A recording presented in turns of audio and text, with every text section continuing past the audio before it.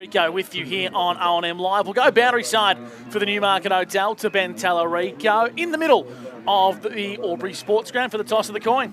Yeah, we're just waiting for the toss now. I think they're just choosing which side it's up now, and who have we got? Captains are Isaac Muller and Will Chandler for the respective sides. Yeah. Cairo have won the toss, and they're kicking to the they're kicking to the Noriel Park end.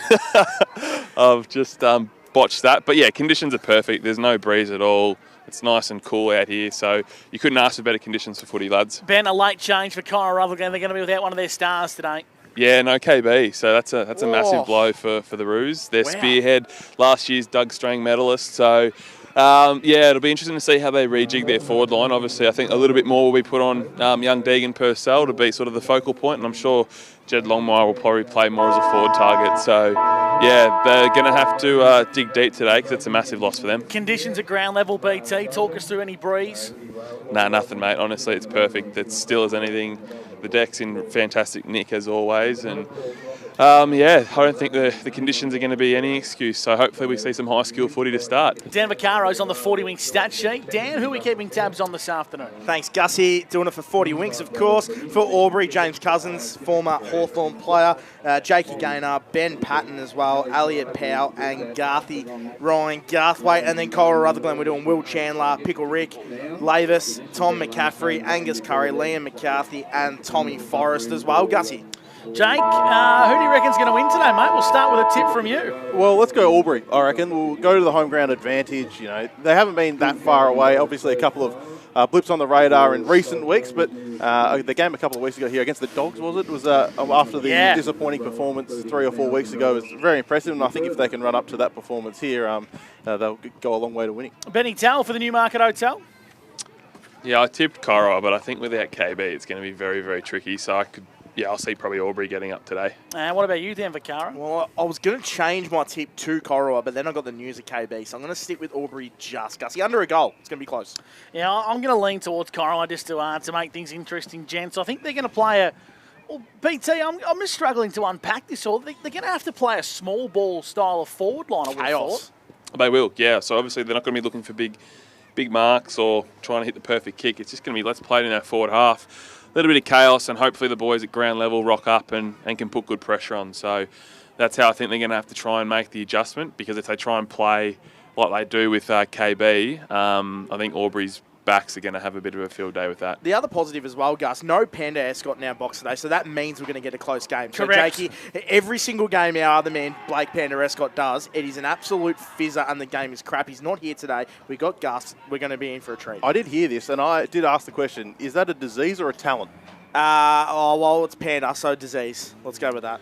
I think it's a bit of both. I had the curse a few years ago as well, so it can catch you off guard here on O&M Live, but nonetheless, thank you very much, Trent. Just a bit of salt into the wounds there. So it looks as if Cairo Rutherglen, they will be kicking towards the Botanic Garden end, and the Albury Tigers are going to head, towards the Botanic Garden end, and that's where the Albury Tigers are heading. No breeze to speak of. Connor Newnham is going to go to the goal square. Ryan Garthwaite will start in defence, despite the fact Caelan Bradke isn't down there. So looking forward to a really good opening term of football here on O&M Live. Dan Vaccaro on the 40 Wing stat sheet. Ben Tallarico boundary side. Thanks to the Newmarket Hotel and myself, Gus McLeod and Jake Altieri. We're calling things. Thanks to Border Bandag. Go and see Jonathan and, of course, Graham and the team at Border Bandag. Corowa versus the Albury Tigers. The stage is set. The opening term for A-grade oils and batteries is with Jake Altieri. Yeah, let's get things underway. Muller in the middle. Wins it down, out the back, Gaynor, little handball to Lipscomb, and they're forward already, the Albury Tigers, looking up towards the forward 50, and there's Forrest with the intercept mark. Straight away for the Roos. He's looking straight across to the clubroom side of the ground, going out wide. Good mark out there from Curry. Handball missed the target to McCarthy, went back to Curry, little goose step too. Back through the corridor, finds McCaffrey. Middle of the ground at Albury Sports Ground. He goes on the left, looking up towards full forward. Good mark, Purcell in front. He's taken it just inside forward 50. Yeah, wow. How's the energy at ground level here by the Roos? It's fantastic. Notice early on in the pre-game they were up and about, so I think that's the sort of ball movement the coaches are going to want, opening up the ground. And like we know, Tommy Forrest, incredible interceptor, having a fantastic year so far. So Purcell didn't look confident initially, But he'll line up now from the paint of 50. He gets right under it, bit of a mung towards the goal square. Garthwaite sitting under this one, takes the intercept. So Ryan Garthwaite at fullback, just showing the first early sign, Ben, of not having a tall timber option inside 50 allowed Garthwaite to fly uncontested. Yeah, I think that's one that Coral are really going to have to worry about, because if they don't have a matchup for him, he's just going to chop everything off. Patton in front of the scoreboard here at Tigerland goes down the line. Forrest impacted the play. Head over the football was Kai Williamson, who handballs in hope inside 50. Hillary clears defensive lines, but Raven Jolliffe back in the side intercepts for Corowa across half forward. He went across his line, breaks away in front of Connor Newnham, gets to 50 and sets out of the goal square. They need a flyer, spills out the back. Jed Longmire's there and he sees it across the face for a minor score. So on the Steel Line scoreboard, Colorado going to hit the front by a sole point. We've played just under 2 minutes for NZ. And Patton straight out of the middle and straight up the guts to Walker. Now Lipscomb on the overlap. Good tackle from McCaffrey. Dribbling footy into the middle of the ground. Mopped up nicely by Zebath. Zigs and zags, gets around a couple. Handball wasn't the best option. McCaffrey chops it off, but strong tackle from Zebath again. Gainer now. Just trying to slow things down. He gets it across to Lipscomb out wide looking for Page. Just built the mark at 2 to beat. Did Page on that occasion. Centre wing now. Clubhouse side of the ground. Here's Tex Longmire. Zigging and zagging. Back in board finds Amory. This is the Elijah variety. And now they're going across now to the broadcast side of things. Taking the marks of Williamson. He goes short inside forward 50. And it's Longmire who's played on or moved forward and just inside 50 again. Yeah, he's going to back himself here. We've seen Tex go back and kick goals from outside 50, so well within his repertoire. But how good's that ball movement by Coro to start, opening up the ground, changing lanes? It was Tex that started that contest, made it a 2-on-1 on the wing. So this will be great reward for effort. He can go back and put the first one through for the Roos. So the Texan, as we like to call him on O&M Live, one of 3 Longmires playing today, Jake. And he's lining up almost directly in front. He'll have to kick it from just beyond 50. You'd think Tex from just outside the paint. He didn't get all of it really. And it's going to the line and it's through off the hands of Garthwaite for another rush behind. So 2-0 on the Steel Line scoreboard. Yeah, the ball movement from Coro is exquisite at the moment. They've already notched up 3 inside 50s on the 40-wing stat sheet and 2 marks going forward. So precise entries by Coro in this opening 5 minutes. Just got to start capitalising as Garthwaite has it at fullback for the Tigers and he pins one into the co-captain's hands of Jake Gaynor. He wants to wheel and go down the clubroom side at Tigerland, down the line. Impacting is Tom Longmire onto Curry. Here comes the Texan streaming inside 50. Has a handballing option. Corowa overusing the football as Jake Gaynor intervenes. High tackle applied by Will Chandler. And it's going to be a free kick to Eddie Zebath of the Albury Tigers, who plays on quickly. The kick was too quick. Well done, Raven Jolliffe. And I reckon he's done a hamstring here, Benny Tell. Raven Jolliffe has grabbed for the hammy straight away, and I reckon he's gone down. Oh, that would be a massive loss for the Roos if he has hurt himself there. He's very proper, isn't he? Watch this space. Broadbent in the ruck, won it down to Curry, who wants to give the shake and bake onto Cody Shutt inside 50. Back of the goal square, looking for a teammate in Axelby. Handball over the top to Axelby. Comes backwards. Amory into the pocket to Purcell. Centering ball, but it's all Tigers. Spilling out the back was Brody Ayres. Wants to find the boundary. And the ball does head out of bounds. And it's going to be flown back into play. Deep into attack for the Roos. Down to you for the Newmarket Hotel, BT. Yeah, I think they're getting really good opportunities. Like you said, you've dominated possession in forward half. You need to hit the scoreboard. You can't just have this possession and not make Albury pay. So Muller winning it down for Albury. Hilton it is who received the free kick for a hold. He played that nicely. Threw himself onto the deck and Albury just need to relax a little bit, I think. Muller on his defensive 50. Go short again. So they're playing in their defensive end at the moment, the Albury Tigers. Now up towards centre wing. Holmes used the body nicely. It spills out the back. Powell dodged Forrest and then got it up towards forward 50. Walker going back with a flight was called out of it by Ryan. And they're mopping up nicely with the numbers, the Roos. Richardson feeds it back. Longmire coming across the ground looking for Longmire again. This is Tex now. Now Axelby straight off the bench will get it on his defensive end. He turns and goes straight away up towards our broadcast position. Not his best kick. Fisted away from McCarthy. Patton comes in nicely. Put his body on the line. Got a handball to Garthwaite. Quick kick inside forward 50. McCaffrey's there, creating the outnumber. Fist came over the top from Richardson. Cousins looking for Holmes. Spilt it at the worst time possible. Handball comes out for Corowa. There's McCarthy feeding it out wide. Longmire ducking back in board, looking to hit the 45. It's a dangerous kick, but it might work out to Shut. Shut, overlapping hand pass, finds the runner in Pickle. Rick Lavis needs to be clean. He put Curry under the pump. Now Lavis has to get busy once again. Curry works his way to the back of the contest, lowers the eyes to Jed Longmire. The best bit of play from Corowa all afternoon, BT. Yeah, that was fantastic. And I think the thing that I really liked is, from Cora's ball movement perspective, is they're looking to open the ground, okay? There's no hesitation. They're just coming inside. They're bringing in the runners. Like, it was a really gutsy kick to come inside there to the corridor. And although there was some footy, you can see the intent is really positive by the Roos. So this would be fantastic if Jed can go back and slot this. All their shots have been from outside 50, which I think is going to be something they're going to have to navigate as the day goes on. Jed's got the leg. He's going to kick from 40 to the Norriel Park end. He steers it through, and the Roos extend the margin to 1-2-8. Aubrey Tigers yet to score. We played 7 minutes in the opening term for A-grade Awesome Batteries. Well, that was the one wood. They just had to get some scoreboard pressure on, and they finally did. And you mentioned it, Gussie, their inside 50s have been very shallow. 3 marks from 6 entries, though, is superb. So the ball movement is really great. The way they're going through the middle of the ground is fantastic. Couple of the players, Patrick Lavis, he's had 2 disposals in that play alone. McCaffrey started well. Angus Curry's had the 4 disposals on the 40-wing stat sheet. And from Albury, Jakey Gaynor, he's notched up the 4 disposals in the opening 7.5 minutes as well. So very, very good start by Corowa. Muller straight down again, out the back. Gaynor Shut right there with him. He ducked under the tackle, got it to Powell. He turns on the Jets, gets away from McCaffrey, and he'll bang it inside 50 for the Tigers. Out the back was Newnham. Off hands, Walker chasing this one down. It's knocked through for a rush behind by Tom Longmire. So first score on the board for Albury. Of course, the Steel Line scoreboard. It's 8 plays 1. Now Axelby. His defensive 50. Assessing his options and looking to chop a cheeky one inside McCaffrey. Looking to pierce the footy through the corridor, the Roos, but it's shoved off by Powell. Powell back to Ryan, now Zebath.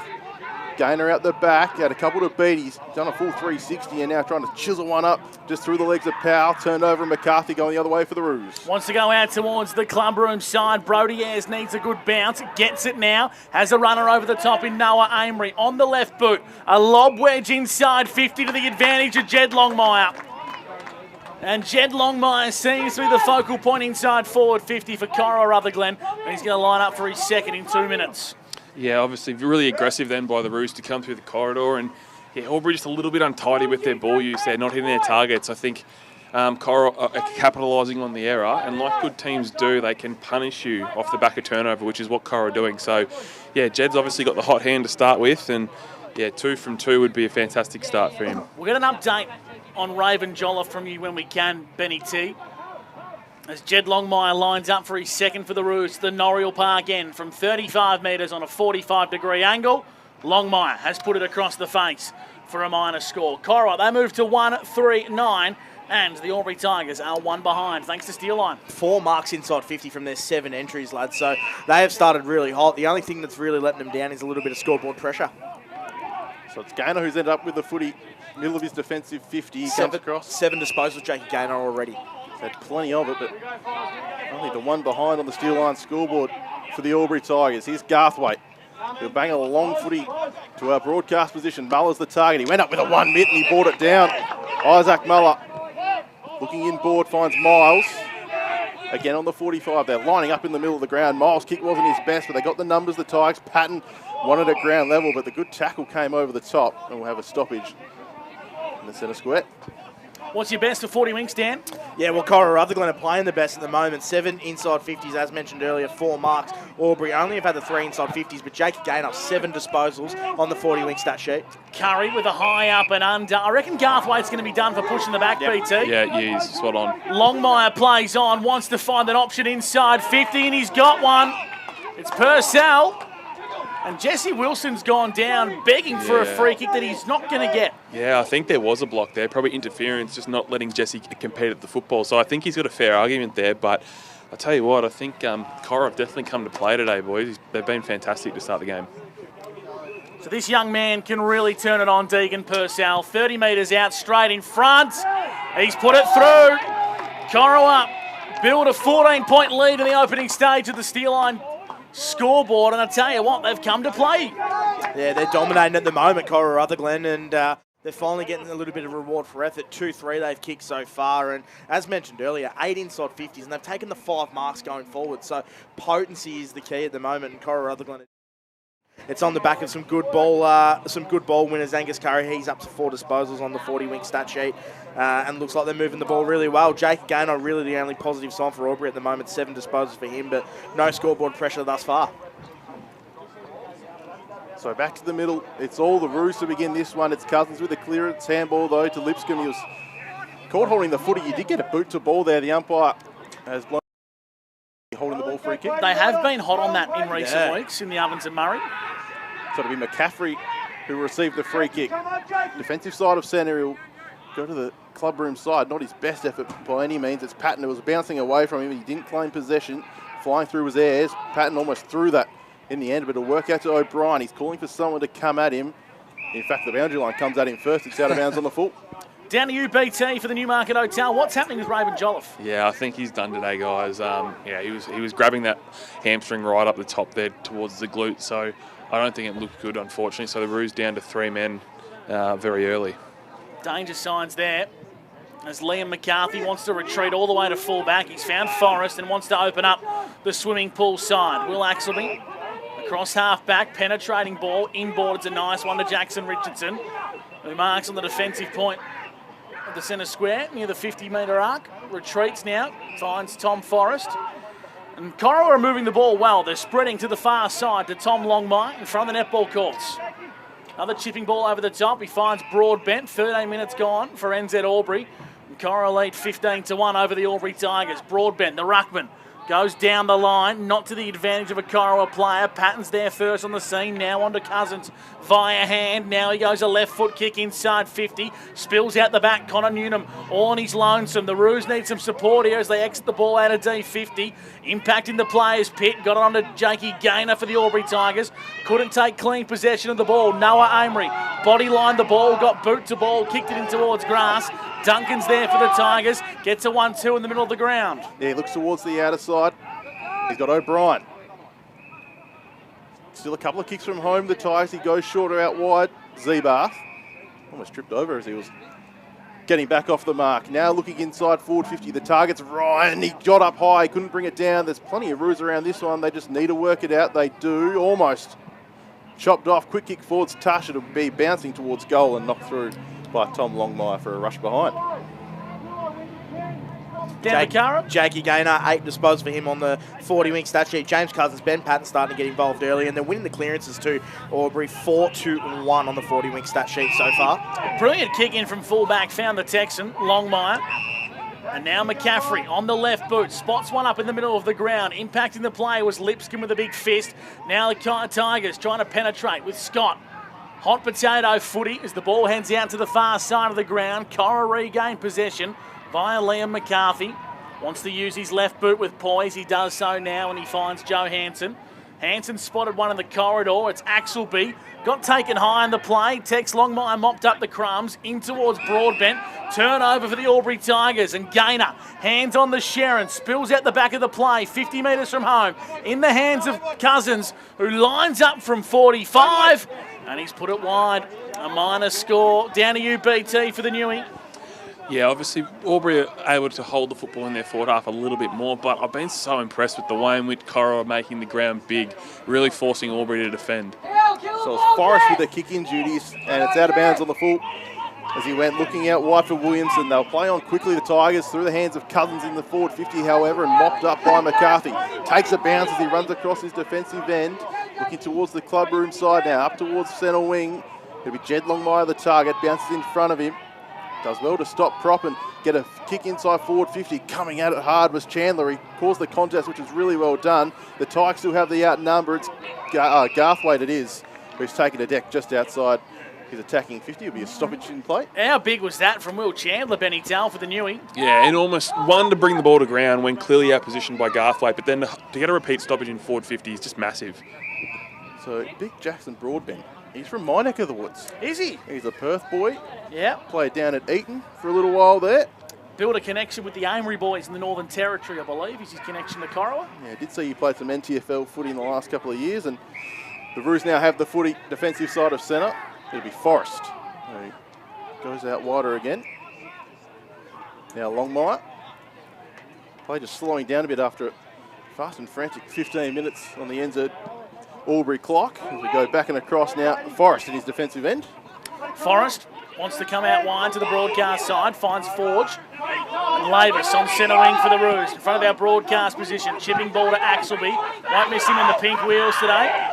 And he's happy to retreat here. So Corowa are happy to play a methodical brand of football in the opening stages of the first term, thanks to Steel On. They lead 15-3 over the Albury Tigers as Forge goes long, searching for one out the back, bringing it front and centre was Patton. Tex Longmire's been excellent in the opening term. Got it onto Elijah Amory, who spots an option in space. It's Geordie Ayres, who's played on 50 from home. Arcs around on the right boot, top of the goal square, looking for Longmire, and it's touched on the way through. Another minor score for Corowa Rutherglen. 2-4-16 plays 3 behinds, thanks to Steel Line. It just seems to be they want the footy more, and they're working harder at the moment, Corowa, and they look to get themselves in dangerous positions, 10 inside 50s, and they've taken the 6 marks going forward, so they've been super potent, Corowa Rutherglen. Benny T for the Newmarket Hotel. Was there a bit extra there with Tex Longmire and Ryan Garthwaite after that contest? Yeah, I think in that tackle, Tex hit the back of his head on the ground pretty hard, so the trainer went out to him just to see if he's all right. Looks to be okay at the moment, but that's just one to watch as well.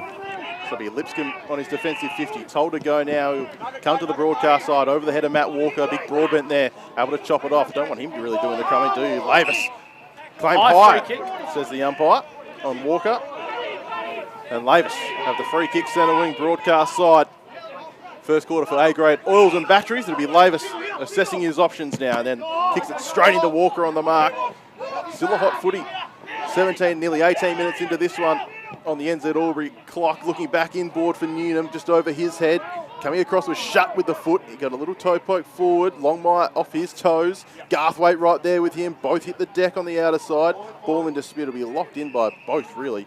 And we have a stoppage. Ben Tellerico, boundary side for the Newmarket Hotel. Muller just come off for the smallest rotation I reckon I've ever seen. Yeah, I don't even think he got a chance to get a drink bottle then. He's just literally just gone on and off like the turnstile. So back on Big Izzy. On centre wing with Elliot Powell for the Tigers. Handballed in towards a bit of traffic. We'll have another ball up. What's your best, Dan Vaccaro, for 40 winks? Well, that man, Elliot Powell, he started really good. He has that breakaway speed, and he's up to 5 disposals. But Jakey Gaynor, he's been Albury's best 9 disposals so far on the 40-wink stat sheet. Noah Amory, handballs to the back of the contest to Joe Hanson, who spots up the Texan. And Tex Longmire's got another shot on goal. I'm going to say he's going to have to kick this one 45 metres straight in front, Benny Tell. Yeah, again, having a shot from a similar distance, sort of that 45 to 50 sort of distance. So we know Tex is capable of it, but I'll tell you what, guys, I don't reckon I've seen Corowa move the football this cleanly since they've come back into the comp. It's been fantastic to watch. Now the Texan, his run-up resembles Curtly Ambrose pushing off the white picket fence in the 80s for the West Indies. This is a long run-up from the Texan. He's starting his run-up inside or near the centre circle. He's going to kick the ball from 49. Tex Longmire makes better connection this time, and it's another chance going a-begging for Corowa Rutherglen. 2 goals, 5-17 to 3 behinds the Albury Tigers. Jake Altieri for Waterband Ag. Yeah, really need to start making the most of these opportunities. You'd think the Roos go short to Duncan from the kick in. Now Miles. His defensive 50 up towards centre wing. It was Scott the target. Chandler coming in to affect the spoil. Tigers are getting numbers for the contest, but out of bounds it goes. Corowa Rutherglen, they're playing good footy at the moment. They've had 12 inside 50s. They've taken 7 marks, which is some sort of record for them this season, I'd imagine. But they're having very much the same shots every single time and not much scoreboard pressure at the moment. So it's Newnham and Hanson doing the battle in the ruck. Newnham got to the front spot and won it down. Here's Amory feeding it out the back to McCaffrey. Looking inboard is Tommy McCaffrey. Dangerous kick, but it'll work out nicely to Lavis. And he's got the runners on the outer side. If he can hit him, Lavis, he can. Back inboard now go the Roos. Over the top from Ayres. Oh, Ayres was there. It was absolutely smashed was Geordie. Good follow-up work on that occasion from Williamson. It'll be a ball up inside forward 50. Geez, Benny Tell, their ball movement is second to none at the moment. They went one too far there, but it's good to watch. It is. It's fantastic to watch so far. Hanson won the hit out. Yes, you heard that correct. As Jake Gaynor clears defensive lines. Another intercept mark from Tom Forrest. If If you're first time watching Kyra Rutherglen and first time watching Tom Forrest, remember the name. You won't be here for too much longer. Longmire for the Roos, inside 50, searching ball. Well done, Duncan. Brody Ayres and Purcell. Purcell breaks away, and the umpire said holding the ball. Maybe a little bit stiff, but a good tackle there from Patton. As he retreats, he finds Michael Duncan in the goal square for the Albury Tigers. Chipping ball to Ryan Garthwaite, made him work for it. Got to look after the coach there, Dunks. As Garthwaite marks deep in defence for the Albury Tigers. His team trail 2-5-17 to 3 behind as we played 21.5 minutes for NZ as Garthwaite goes long down the clubroom side. Muller was the target. He brought it front and square. Mitch Scott kept the Tigers moving with momentum on centre wing. Now the ball's in dispute. Hacked forward by the Albury Tigers, and it's going to spill out the back of the contest for Axelby. Body lined the ball and breaks away in towards the corridor, and the Roos have it at centre half back. Tex Longmire spots up Pickle Rick Lavis, and Lavis marks between half back and centre wing for the Roos. Geez, a good move of Lavis. 7 disposals for Lavis. Gets up and down the ground nicely. That wasn't his best kick. McCarthy makes it look half decent. He retreats back to Tex Longmire. And Longmire will go back again to Tommy Longmire. Around the grounds for Tondo Holmes, Yarrawonga 139 to Myrtle for 2-2-14. So it's Tom Longmire who will be forced to kick this long towards our broadcast position. He takes a little bit off it. In fact, Fisk came over the top, knocking it away from McCarthy. Now Powell, who turns on the Jets and then handballs back inside. Holmes, again a little bit of a dribbler inside forward 50, mopped up by Tom Longmire. Handball over the top wasn't the best. Duncan wanted the fend off before he handed it off to Gaynor. Short one to Miles on the paint of 50. Has he got this one, Benny T? Oh, geez, it'd take his best. I think he's looking to dish this one off. Benny Tallarico for the Newmarket Hotel. Miles just tries to sink the slipper into it. He got nothing of that one. Forrest coming across, got a hand to it, hits the deck. Tom Longmire with a clearing kick. Can be chopped off by Garthwaite, maybe. He's just missed it on that occasion. He'll handball it back. And they're looking to go forward through Kohler. And a good mark inside forward 50 to Zeebath. Yeah, that's probably the first little breakdown that Cora have shown, I think, in their back 50. They've done really well to defend Albury's ball movement, and this is their probably first fair income shot at goal. So, yeah, they need to answer this because it's been all Coral this first quarter, so this will give them something going into the break. So a short quarter, only 23 minutes on the NZ Albury clock. And it'll be Eddie Zeebath to bring the margin back to 8 points. We'll take his best, Jake. So Zeebath, after the quarter time siren, he's given it a pretty good ride to the big sticks. It just didn't have the length, did it? No, touched. Touched through for her behind. So it'll be 4 plays 17 at quarter time on the Steel Line scoreboard. Quarter 1 for A-grade oils and batteries. We'll be right back after this on O&M Live. And on O&M Live, you won't miss a thing.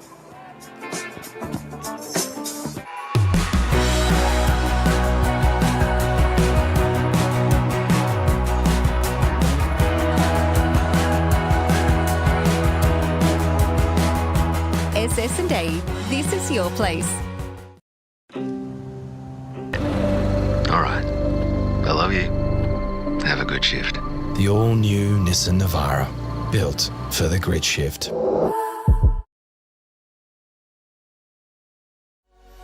What's your future look like?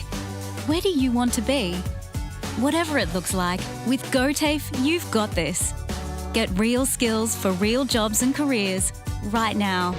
Search GoTAFE today. The Ovens and Murray Football League is proudly sponsored by Opal.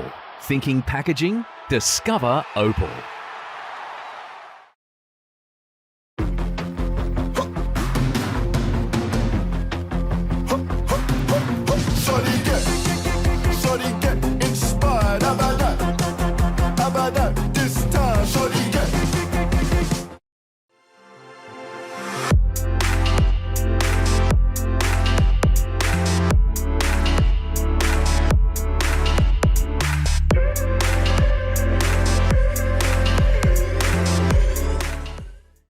Explore where your new home begins. Discover our designs. Discover local land. Discover what's possible. Visit Sundancer Homes' new sales centre and showroom at 482 Kiowa Street, Albury.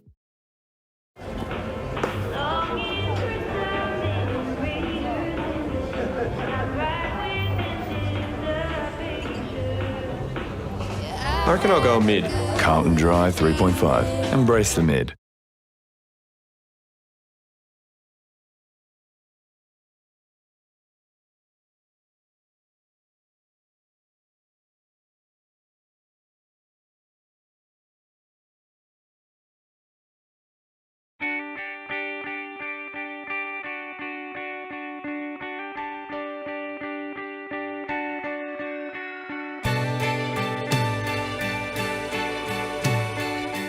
No one celebrates life like you do. At Tobin Brothers Funerals, we're here to help you celebrate the life of your loved one, your own special way. Tobin Brothers Funerals, celebrating lives.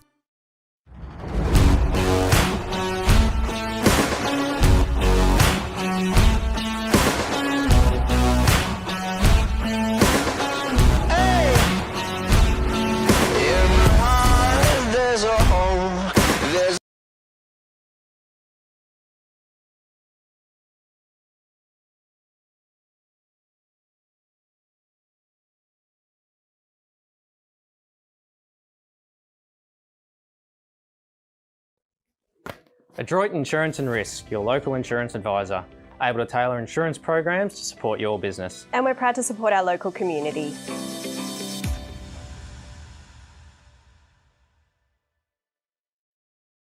This goes out to all the athletes, the fitness buffs, and the huff and puffs. On your marks, get set. Find your perfect fit at the athlete's foot.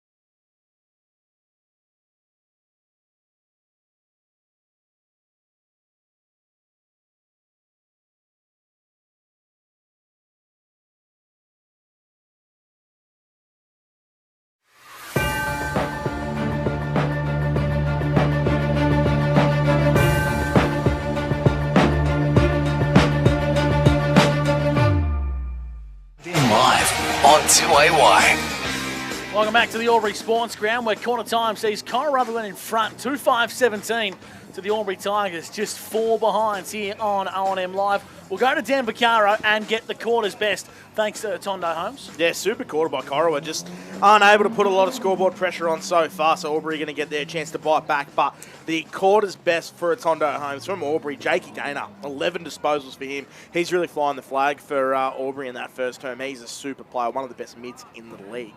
And for Cora Rutherglen, you could take your pick from about a handful of players. I love Pickle Rick, Patrick Lavis, 7 disposals for him. He's really got that ball movement going for Cora Rutherglen, which I think was fantastic. And also Tom McCaffrey, he was important for them in that first term. Big Tommy Forrest was super for Cora Rutherglen as well. We go boundary side for the Newmarket Hotel, Ben Tellerico. Yeah, down at Cora's Huddle to start with. Yeah, very, very happy. Just executed all of their plans and want to see them. The coaches want to see Cora just keep to bring that energy, keep opening up the ground, forcing Albury to defend, which I think they did a great job in that first quarter. What's the message from the Albury Tigers camp, Ben Tellerico? If you're Ryan Garthwaite and Max Lynch, what are you telling your players here quarter time? I think it's probably just to try and get a little bit of tempo, a little bit more control with the ball in hand. I think they haven't really been able to build the football up at all to start this game, so it's probably just to try and take the sting out of it, which hopefully should just quell a little bit of Cora's momentum. We'll get some 40-wing stats from Dan Vaccaro. Talk us through what your stat sheet's saying at quarter time, but definitely flatters Albury a little bit. It says 13 inside 50s to Corowa was 14. I thought Corowa had way better looks. 14 inside 50s, but they've had 7 marks going forward as well. So how good is that potency by Cora Rutherglen? The clearance count, Albury up in the clearance count, 6 clearances to Corowa's 2. And then the ball winners, Patrick Lavis, 7 disposals. Tom McCaffrey, 6. Angus Curry has had the 4 disposals. Liam McCarthy, 4. Tom Forrest had the 6 off halfback as well. And for Albury, James Cousins, 4 disposals. Jake Gaynor, 11. Ben Patton's had the 5. Elliot Powers had the 6. And Ryan Garthwaite's had the 6 as well. Been super for Albury in their backline. Decent crowd in the house today, Benny Tell, for a cold winter's day. Yeah, it is building up nicely, I think. I don't know what more you'd want from a spectator's point of view, from conditions-wise. But estimate, go on. Yeah, I'm not going to say 4,000 like I did last time. That was so funny. 1,000 there. There'd be 700 or 800 here today. Yeah, I reckon. Yeah, around about that. All right, ready to rock and roll. The Albury Tigers just simply have to respond here after quarter time. What were the inside 50s again, Dan? Well, it was 13 to 14 in the end, but it flatters Albury a lot. Cora Rutherglen 7 marks from their 14 Here's the entries. second turn for Avis Albury. Jeez, it's a long way across for those spectators. My goodness. Into the middle. Quick clearing kick from Chandler's a bouncing footy inside forward, 50 for the Roos. Wilson in and under, just left it behind. Coming through his Patton. My goodness, that was very clean. Gets it out wide. Finds Page. Up to the clubroom side, here's Cousins. Working it up towards the outer, down the side, outer wing is Wilson. Feigning the handball, then stops, props and chips it over the top to Zeebath. Still on centre wing, the Albury Tigers. They're just cruising towards their forward 50. And it's Zeebath with the footy in hand. Looks out wide towards Powell. It just stayed in the field of play. Directing traffic is Elliot Powell. He tries to slide one inside forward 50. It's chopped off by Shutt. Nice mark from Cody Shutt, an elite body and paint player that is. They want to switch the ball. Tom Forrest. Between half-back and half, or full-back I should say. Inboard finds Curry for Cora Rutherglen. And Curry wants to play on the right boot. He spotted one. Elijah Amory, well, went through his mitts. He's going to have to regather his composure here as Zeebath's there for the Albury Tigers. It's a turnover, and now the Tigers bring it out to the broadcast side. Zeebath's kick was offline, and you won't be cutting that one up for any highlights packages, Benny Tell. No, you won't. I think Jack Lipscomb's not used to that sort of delivery at VFL level. So, yeah, got away with one there, the Roos. Boundary throw-in on centre wing. Muller using his body to bring the ball front and square. Curry for the Roos, inside 50, searching for Jed Longmire with sticky mitts. 55 from home, plays on now, kicks to the hot spot, searching for a person in blue and white, and Purcell! Deegan Purcell with an elite body and paint play of the day. What about the kick from Jed Longmire? Oh, you couldn't ask for a better kick. To advantage, gave Deegan every opportunity to go up and high point the ball, which he is known for. That game in Yarrawonga earlier in the year, took some fantastic marks late in that game. So if Cora were to get this done, I think they're going to need a few from Deegan today. Already got one today, Deegan Purcell. Now having a look at his second to the Botanic Garden end. 25 metres out slide angle. Purcell loves it straight away, and so do the Roos. They've got their third on O&M Live. 3-5-23 plays 4 behinds on the CMV truck and bus scoreboard. It's hard to believe they've only kicked their third goal for the day. They are absolutely playing Albury off the park at the moment. They're dominating the contest in every aspect. They've had 17 inside 50s in this game, and they've taken 9 marks going forward. That kick there from Longmire and Deegan Purcell just out the back, we saw him a couple of weeks ago turn the game around. And Corowa, they're playing perfect football at the moment. They've just got to keep adding scores on the scoreboard. I think it's just great to watch is one thing, but you can see a real maturity amongst the Cora group, a lot more composure with ball in hand, and able to just make the most of their opportunities. And like to take those sort of marks without KB playing today, I think is just enormous for the Roos. A quick around the grounds here on O&M Live, thanks to our good friends at Hotondo Homes. The big one we're keeping tabs on is Myrtleford versus Yarrawonga. That game has just gone to quarter time, and my scoring system has froze. It's 14-9 as the second term opens up. We're back in the middle of the Albury Sports Ground as Broadbent whistle. Holding free kick, it'll go the way of Cousins in the middle of the ground. The Albury Tigers now with an opportunity. Chipping ball towards half forward off the hands of Lipscomb, and Forrest did really well. Fight a handball out to Longmire. Overlap coming from Tom Longmire. Another handball back to McCaffrey. Up the wing they go, the Roos. Long footy up towards Jed Longmire's the target. Kohler got the front spot, couldn't take the mark. Patton had it and lost it. Kohler mopped up nicely and will win a free kick for his troubles. He copped one high from Angus Curry, and Lenny Kohler at half-back will receive the free kick for the Tigers. He'll go short to Zeebath, just the required 15. Zeebath will turn onto his left and go towards Cousins. He dropped one he probably should have taken, and he mops up nicely, however, does James Cousins. He looks towards the outer side, and he's got Wilson. Jesse on the left boot, down the line, searching for a target in Jake Ryan. Jackson Richardson was appealing for it to bounce to the full. They might get it here, Benny Tell. Yep. You're spot on. So talk us through that play for the Newmarket Hotel. I think it's just come off the boot of Jake Ryan as he sort of tried to click the half volley. The kick just wasn't there, and he had to bend down, and that's been the difference today so far. Axelby with poise finds McCarthy and Corowa. It's evident they want to play a switch brand of footy today. Here's McCaffrey. He spots one in Geordie Air, so I reckon he's playing in the guts today for the Roos. Tom Longmire was running past. He ignored to find Cody Shutt. A true centre wing in front of the club or the broadcast sign. 23 plays 4 on O&M Live. The Roos lead the Tigers. Shutt, a lob wedge down the line, searching for Leo McCarthy, who's flown in and beaten 2 Albury Tigers. The lead now comes in the pocket. He searches for Purcell, and Michael Duncan intercepts for the Albury Tigers deep into defensive 50. So it'll be Duncan to try and get the Tigers out of this traffic jam. He Slams a long footy up towards Scott. Fist came over the top from Forrest. At ground levels, Quade. Forrest has pulled up a little bit lame. Yeah, he's rolled his ankle in the process as well. That was Benny T for the Newmarket Hotel. Cousins kick into the middle was chopped off by Axelby. Now a chance for the Roos. Chipping ball inside forward 50. Got over the head of Garthwaite. Slick little handball to Longmire. Came from Purcell, and that's brilliant footy from the Cora Rutherglen Roos. Another one on the CMV truck and bus scoreboard. They're in front. What's the score here? I can't see it. My goodness. 4-29. 4. Sunjan goal today there from Longmire, but there might be some sting to come the way of Cora. Forrest here, Benny Tell. Yeah, I think it's just one of those ones where you quickly sort of roll over it. So I reckon it could be one that they could hopefully just strap up and get him back out there. He's been enormous so far for the Roos. His defensive work and his intercept game is in full flight. So that would be a massive loss if Tommy can't go. But I'll be backing him in. I reckon he'll be right. Under a fair bit of trouble here, Albury Tigers is an understatement. They're yet to register a clearance. They've only had the one inside 50 this quarter. They're just still in the club rooms. Cora Rutherglen absolutely dominating so far. Could get ugly. Certainly could here on O&M Live. Back in the middle of the ground, Broadbent. And there's a free kick going the way of... Like another one. Aubrey. I'm not sure what for. Another holding call out as own umpire, yep. So they've just got to be a little bit more disciplined there, Cora, and not tug. So clearly the umpires are hot onto it. Yeah, flavour of the round, Benny. It could be.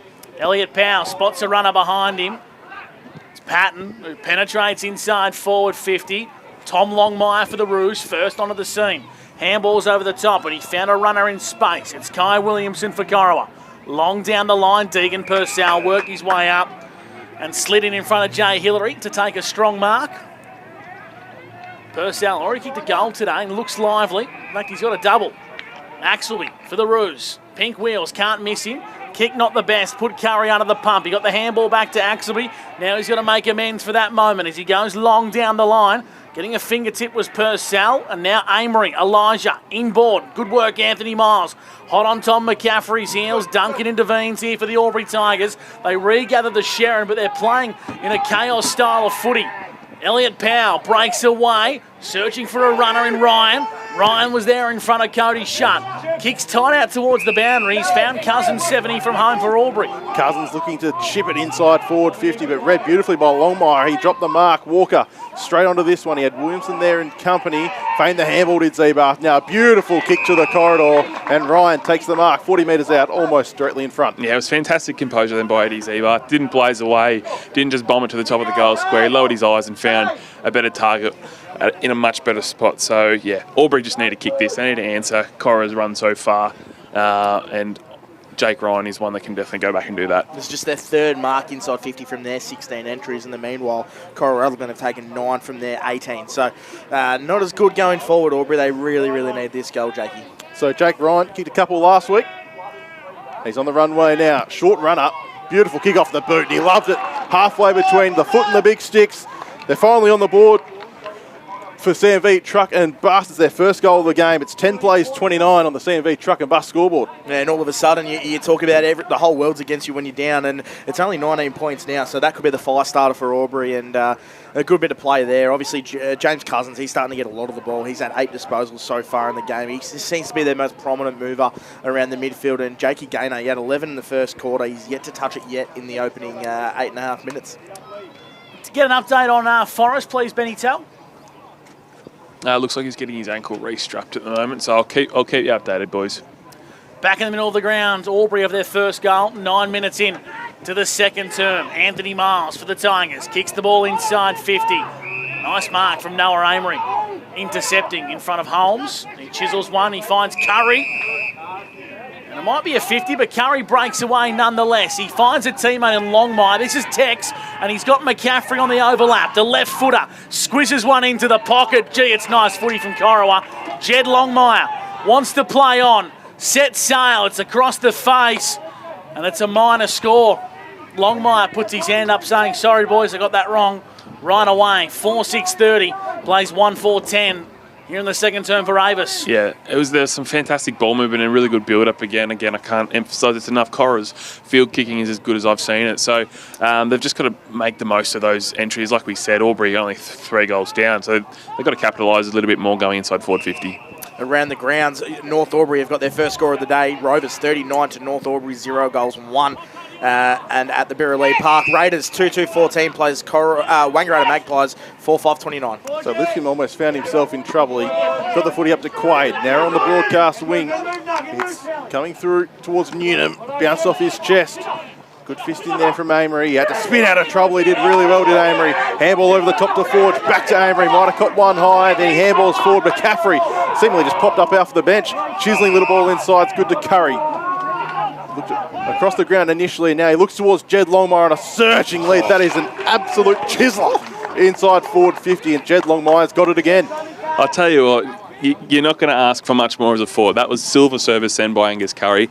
And again, Cora's ball movement just seems to be the better and the difference right now. So I think the biggest thing that I've been impressed with as well is just Cora's ability to defend those one-on-ones. They've been really good in the air. And then off the back of their turnover, they're being able to find and link up play. As I said, like their link from back half to forward half has been phenomenal. Already got 2-2 today, Jed Longmire. And he played footy yesterday too in the Swans VFL. Looking to bang through his third. He doesn't make any mistake. Jed Longmire, that's a beautiful kick. A beautiful play once again from the Roos. It's 5-6-36 playing 10 on the CMV Trucker Bus scoreboard. I'll tell you what, you can talk about Albury and just not being up to it compared to... But this is just an example. Benny Tallarico, fortune favours the brave. Every time Cora Rutherglen have a look to go inside, they don't hesitate. They go in straight away, and that's reflective on the scoreboard. They've kicked 5 goals, 6. If their kicking boots are on, this game's done and dusted at the moment. Yeah, mate, I could not agree more. You've hit the nail on the head there in terms of just not hesitating at all. If it's there, they're going for it and they're taking that risk. It's fantastic to watch. 12 minutes gone on the NZ Albury time clock, and 36 plays 10. Corowa are in front, back in the middle of the ground. Muller gets busy as Walker gets the centre half forward. Now the ball's with Gaynor. Inside 50, Newnham hit the big barrel chest as he brought it front and centre. Where are the crummers here for the Albury Tigers? In a lot of traffic was Lipscomb. Now McCarthy has to get rid of the ball quickly. He's in a bit of trouble. He's gone holding the ball. Bit off one more than he could chew, and Eddie Zebath is going to have a shot here. Oh, that could be a reversal here. Connor Newnham's got stuck right into him there, Benny T. You've got to make sure you don't give away a reversal when it's a shot on goal. Yeah, that'd be the last thing that you want from Albury's perspective. So Eddie Zebath is a left footer, and this is within range. He's going to start 10 metres off the boundary line, and he's on a fairly tight angle. Kick will need 15 metres for the left footer to the Norriel Park end. In front of the scoreboard here at Tigerland, it's an absolute Barry Crocker. It doesn't even register a score. We have a boundary throw in deep into attack for the Albury Tigers. Make of that what you will, Benny Tell. Yeah, probably a bit unlucky there. I thought Lipscomb didn't dispose of the football, and the umpire had his whistle to his mouth and just didn't want to didn't pay it. So I think the biggest thing is the pressure around forward 50 at the moment. So the footy gods are watching. It was Broadbent over the top. Little one from Holmes, I think it is under there. Didn't get enough purchase and just gets over the boundary line. Some other scores around the ground, around the grounds as well. JC Low Oval, Yarrawonga 139 plays Murderford 3-5-23. So they've kicked away early days on the around the grounds. Ball back into play. Broadbent got to the front spot. It's Walker out the back trying to weave his way through the traffic. He ended up on the bottom of the pack. Broadbent, that's a big body to be laying on top of you. Certainly is. We'll have a ball up, Jakey. 30 metres out from Tigers' goal. All thanks to Border Bandag. Broadbent won the tap. Did Newnham get taken high? Umpire says no. It pinballs around at ground level. Noah Amory just showing how much brute strength he's got. He breaks away and kicks long down the line. Oh, gee, nice mark from Ryan Garthwaite. Elite body and paint intercept mark of the day on centre wing in front of the club rooms. There's a chock-a-block balcony today. As Garthwaite comes in board, he finds Cousins for the Albury Tigers. A kick and a half from home. Pickle Rick Lavis flies across the pack and intercepts. Albury just don't have many answers at the moment as Lavis finds Brodie Ayres on the defensive point of the square. Ayres over the top, finds Forge. Forge marked that. Lipscomb is happy to own footy here and suck in a few deep breaths. Forge on the left boot, over the top. Lavis had to earn it. And I reckon Tommy O'Brien's hurt himself in doing so. A 50-metre penalty for the Newmarket Hotel. Talk us through it, Ben Tallarico. Yeah, he's shaking his head as he's coming off here. He's clearly done something, so it doesn't look good for Tommy. I hope it's not his knee. We know he's had an almighty lot of troubles. Tommy O'Brien, he's a superstar player for this club. He just grabbed it straight away. Hopefully it's a knock or something quite minor. No, he looked really deflated, boys. And it looked like he just didn't have a lot of strength underneath him. So that's heartbreaking for Tommy and for the Tigers. We'll watch this space and get a bit of an update from the bench. As Pickle Rick Lavis handballs to McCaffrey, needs to bend back a long way. It's not going to do so. I reckon Pickle might have had the leg there, Benny T, unless he's carrying a bit of a niggle. Oh, yeah, normally Pickle would back himself in there. So, I think for me, what I've really enjoyed watching is just the intensity and effort that Akara are playing with right now. So Duncan from the kick in goes straight to Page on the outer side of the ground. The clubhouse side goes to Patton. Chipping ball towards Powell at his bootlaces. He did well to mop it up and give it back to Patton. Handball over the top to Page and Duncan. These quartet working all together. And now Cousins on centre wing. Takes the mark and just stops for a moment to assess what's forward of the footy, and he tries to slide it in towards Newnham, who took a good grab above his head about 40 metres out directly in front. Yeah, strong hands, very strong hands, full flight on the lead. So that's what Albury will want to see a lot more of from Connor Newman. As we know, prolific goal kicker in the TDFL, coming off the back of 100 goals. So this would be a massive one for the Tigers, just to get a bit of momentum back in the game. So it'll be Newnham lining up directly in front. Bring the margin back to 21 points. Newnham sinks the slipper into it. It's a high footy, but it's long enough and straight enough too. Newnham's got his first. 2-4-16 to 5-7-37 on the CMV truck and bus scoreboard. We played 17 minutes for NZ Albury. Yeah, much needed goal for Albury, but much needed goal, I think, for Connor Newnham as well, just to find that. Been in and out of the team, playing mostly twos this season. He's obviously had his injury problems with his back, and good to see him back out there competing. And that there, he really needed that for his confidence. Sort of hasn't really had a look at it yet, but hopefully he's the man that can sort of get Albury back into this game. Bennington, what's the latest on an injury front for both sides? Yeah, so just keeping an eye. Tommy Forrest he's still getting that ankle strapped on the table, so still a wait and see. Yep, essentially just reassess at half time, I dare say. 17 and a half minutes gone. McCaffrey in the corridor for Cora Rutherglen finds Axelby. Think he's in a bit of trouble. He's turned the ball over nonetheless. Gaynor with a shake and bake. On to Elliot Powell, who chisels one into Newnham. Albury are starting to click into gear. Yep, and it's just the pressure around the football. I think Cora just taking a little bit too much time with ball in hand, which forced the turnover, and Albury being able to punish them for the first time today off the turnover. So Connor Newnham is going to have a shot here for back-to-back goals on O&M Live. I think that was his first for Albury as well, just quietly. At senior level. Yep. There we go. This to bring the margin back to 15 points. Connor Newnham will kick on a slight angle from 45 metres out. Norriel Park end. It's a helicopter-style punt. It's going to not quite have the legs, but Ryan's there for the Albury Tigers, who marks on the goal line, and he's on the wrong side for a right footer. Yeah, this is where Cora need to be really alert and just not let him chip back inside, force a difficult kick. He's looking inside. He's just assessing his options, so we'll see what happens. He's a full forward, Benny Tell. He's always going to have a shot. So Jake Ryan to bring the margin back to 15 points, directly in line with the goal post in front of the old scoreboard. He's going to snap around on the left, and he's done it with poise and brilliance. He's got a double on O&M Live. Margin back to 15 points in favour of Cora Rutherglen for CMB Truck and Bus. Yeah, just Albury playing a really good little 5-minute period there. They've got their big full forward really hitting his straps as well. Connor Newnham leading at the footy. Their ball movement's a little bit better. Elliot Powell, I think, has been really prolific whenever he's had the ball. He's been one of the few Albury Tigers to find space when they needed it. Elliot Powell, he's had 10 disposals, and James Cousins as well. He moves to 7 this quarter. He's had 13 for the game as well. So their midfield is starting to get busy, Benny. They certainly are, yep. I think they're just starting to get a bit more ascendancy in the middle.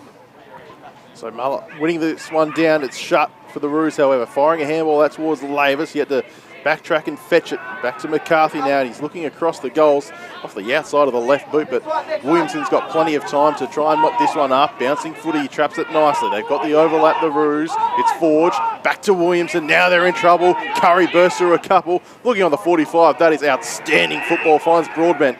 Broadbent, the big ruckman, goes across towards the club room side. Lavis takes the mark and then misses the handball to Amory. Chipping ball up towards half forwards, good to shut. Lavis kept running. He'll receive the handball. Takes a little bounce too from the paint of 50. Looks towards the big sticks and misses absolutely everything. It's out of bounds on the full. Yeah, need to be better there and just try and centre that to a higher percentage option. Cora have had a couple of those this quarter where they just haven't looked to get to a better spot. So, like we said, they just need to get a bit more efficient when going inside forward 50. Dan Vaccaro, you got an update from the Albury Tigers medical side? Yeah, I'm reading here. O'Brien done for the day. So, not good news. Not good news at all for the Albury Tigers. We know that Raven Jolliffe is out for Corowa. I watch this space on Forest, and now Tom O'Brien down for the Tigers. We're dropping like flies here at Tigerland. Elijah Amory absorbed in a big tackle, 55 metres out from Corowa goal. Will ball the footy up. It's 37 plays 22 here in the second term for Avis Albury. Shout out to Matt and Sky Sears for their ongoing support of us here at O&M Live. And we're going to have another ball up. 55 metres out from Corowa goal. It's been a great contest so far. 8 goals midway through the second term. On the far side of the ground, Shutt appeals for a held. Umpire ignores. Curry just wants to go with a kamikaze-style ball inside 50. Jed Longmire, in fact, Tex Longmire wasn't expecting the ball. In dispute. Ayres absorbed in a tackle. Umpire says give it here. We'll ball the footy up. Jace Ray, Rob Rample and Mike Fitzpatrick, your umpires this afternoon, and doing a decent job. Doing a very good job. Ball up just inside 50 for the Roos. Oh, Tex Longmire got around 3 or 4, handball to Shutt, who then handball to nobody really. Walker was the first one there for the Tigers. It'll be a free kick going the way of the Roos for contact below the knees. Benny Tallarico. Yeah, very, very fortunate in that regard. You can just sort of sense in the last 10 minutes, Albury have really listed their intensity and their pressure around the football. So have made it a lot harder for Cora to move the football as easily as what they did in the first quarter. So Cora would just like this answer back now just to try and stem a bit of Albury's momentum in this second quarter. Ben Tallarico for the Newmarket Hotel. It's Angus Curry who will receive the free kick. Got a few for the year. Angus Curry looking to add to his tally. Breaks the paint of 50 and then slams it towards the big sticks. He had the arm up a long way from home and then just had to make sure it got across the line before celebrating.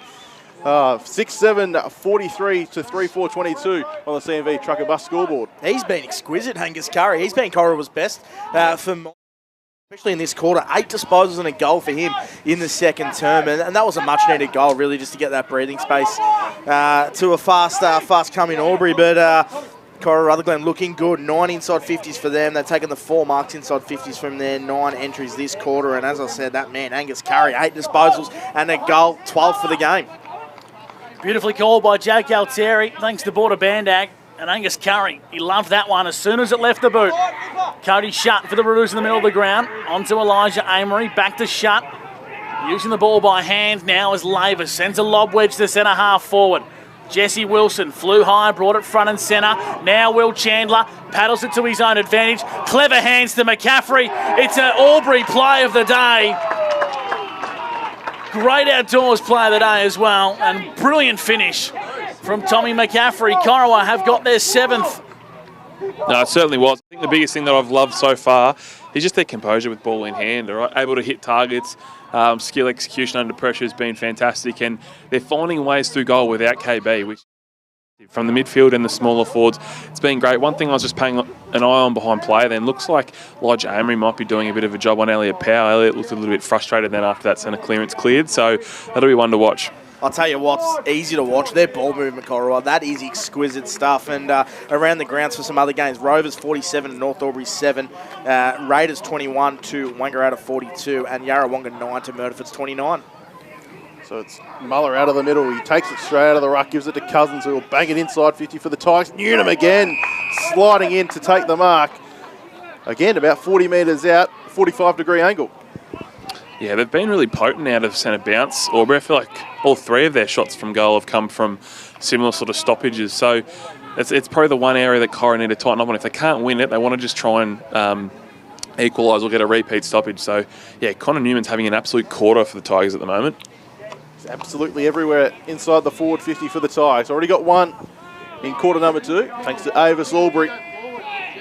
Lining up for his second, Connor Newman sends it on its way. It's hung it out to the left-hand side and punched through for a behind. Dan Vaccaro, what's happening on the 40-wing stat sheet? Yeah, well, the inside 50 count's pretty even this quarter. Albury have worked their way back into it in terms of the territory battle. It's 10 inside 50s to Albury's 9 this quarter. Tom McCaffrey, he's had the 7 disposals, but Angus Carey, 8 disposals for the term and a goal. He's been super. Forge at fullback for Corowa. Kicks across goal. Peddling the crucial moment was Noah Amory. The kick was good nonetheless. A big defensive wall set up here from the Albury Tigers, and Corowa want to try and penetrate their way through as Jackson Richardson marks. He's calling for some players to come at him now as he goes to Tom Longmire, who had to work himself into a play to get the ball inside the field of play, and his kick is a brilliant bit of defensive work from the Albury Tigers to get a fist in there from Lipscomb out of bounds for a boundary throw in 50 metres out from Albury's goal. 26 minutes gone for NZ Benitel. Corowa need to clamp down here. Yeah, they can't concede one now in red time, but you can see Albury are doing a lot better at restricting Corowa's switch and open play. Oh, rethrow. I'm going to rethrow it in. Just a bit shallow there, boys. Well, Isaac Muller was off to the races. He read the flight of the ball well and clutched it out of the ruck. Let's see if we can get a better one here with Jake Altieri for Border Bandag. Yeah, he thought the big sticks were his. Eyes lit up for Isaac Muller. He's found front spot again. He flicks it out the back corridor side, but shut. Up to the task, got a handball away to Forge, and they bang it forward to the Roos. Wide open forward 50, dangerous footy for the Tigers. It's Purcell knocking it to his own advantage. Kohler there with him as well as Hillary. Purcell ducked the tackle. Cheeky little dribbler towards the big sticks. And that's a Sunjan goal of the day, and his third for Deegan Purcell. The Roos firing at all cylinders at the Albury Sports Ground. Yeah, wow, from dangerous signs inside Albury's forward 50 to a end-to-end transition and ending up in a goal. Corowa just playing some brilliant football right now, and they really need to try and find a way to quell the influence. The way they move the ball is second to none, but I want to touch on the ruck contest. Is that lack of communication there from Isaac Muller to his midfield just to go for the Hail Mary tap behind? Potentially. It's a tricky one because you just don't know with the second boundary throw-in as to what the communication was. Nonetheless, Muller's getting his hands on the footy regularly. Now he gets the Tigers into attack once again. And Connor Newnham proving too strong in a duel against Noah Amory. The Tigers get a chance to respond. Yeah, Connor just using his size and protecting the ball drop really nicely there. I don't know if that's probably the best matchup for him. I think they might have to look to reshuffle that. But definitely the most potent forward for Albury this half. So Connor Newnham got 1-1 and one didn't quite register a score. At the 28-minute mark, the Tigers need this one. In comes Connor Newnham. He kicked it straight through the high diddle. Connor's got his second. Tigers have 4. 29 plays, 55 on the CMV Truck and Bus scoreboard. The Roos are in front. Well, I think Benny Tallarico said it. I think if there's one headache going into half-time for Corowa Rutherglen, it's probably that matchup there with Connor Newnham. I think Raven Jolliffe, correct me if I'm wrong, Benny went to him at the start of the game and then obviously did his hamstring. That's definitely something they need to look at. Yep, and just an update as well on Tommy Forrest. He's doing everything he can to try and get it right, but doesn't look confident. So we'll keep an eye on it over the break. But that would be a huge loss for the Roos if Tommy's not right to go in the second half. So the Roos in front, but Albury trying their hardest to bring the footy back. With the margin back, quick kick up towards Hilson for the Tigers. He almost chopped it off, but going through was Geordie as he bangs the footy towards the hot spot. Wilson went with a double fisser, fell in the lap of Jed Longmire, who answers straight away for the Roos. That's his 4th of the day. Jed Longmire on fire as the halftime siren goes. A brilliant bit of football there and beautifully called by Jake Altieri on O&M Live. The halftime score sees Connor Rutherglen in front, 9-7. To the Albury Tigers, 4-5-29. It's been a brilliant half of football. That term went 29 minutes. The opening term went 22. So we're starting to see the scoreboard open up. We'll take a break on O&M Live. The halftime show coming your way next, where you won't miss a thing.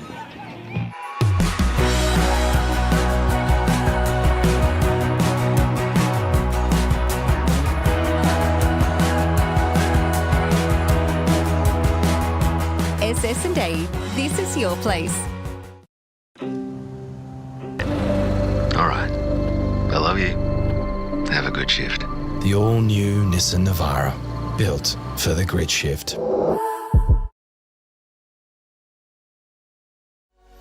What's your future look like? Where do you want to be? Whatever it looks like, with GoTAFE, you've got this. Get real skills for real jobs and careers right now. Search GoTAFE today.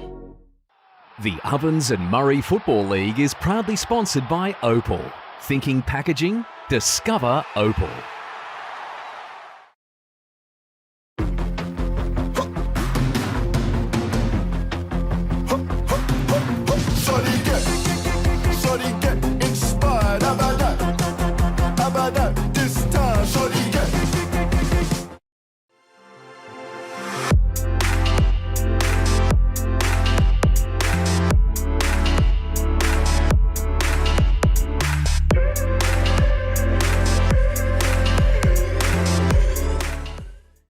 Explore where your new home begins. Discover our designs. Discover local land. Discover what's possible. Visit Sundancer Homes' new sales centre and showroom at 482 Kiowa Street, Albury.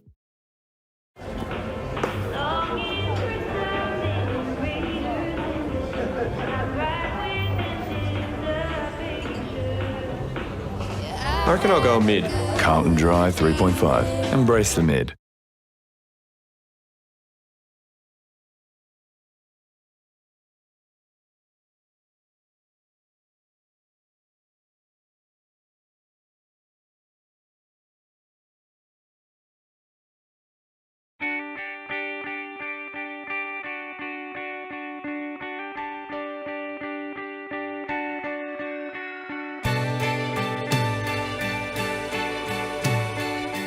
No one celebrates life like you do.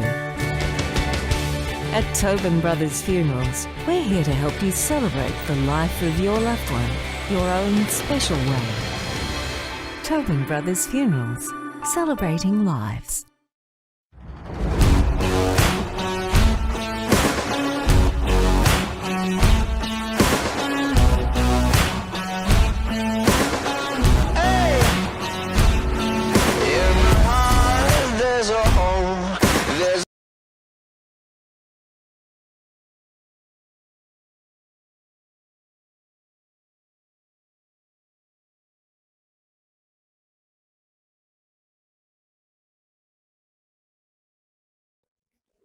Adroit Insurance and Risk, your local insurance advisor, able to tailor insurance programs to support your business. And we're proud to support our local community.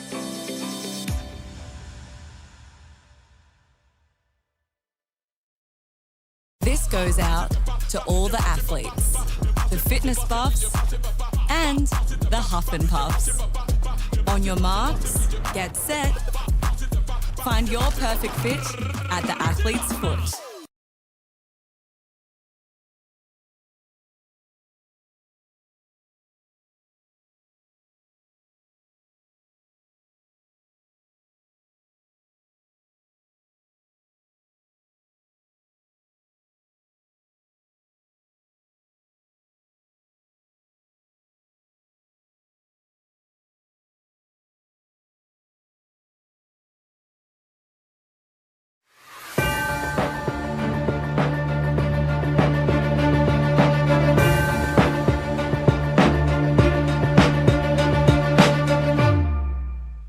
Agribusiness specialists in Polaris dealership, Shoeback Street, Albury.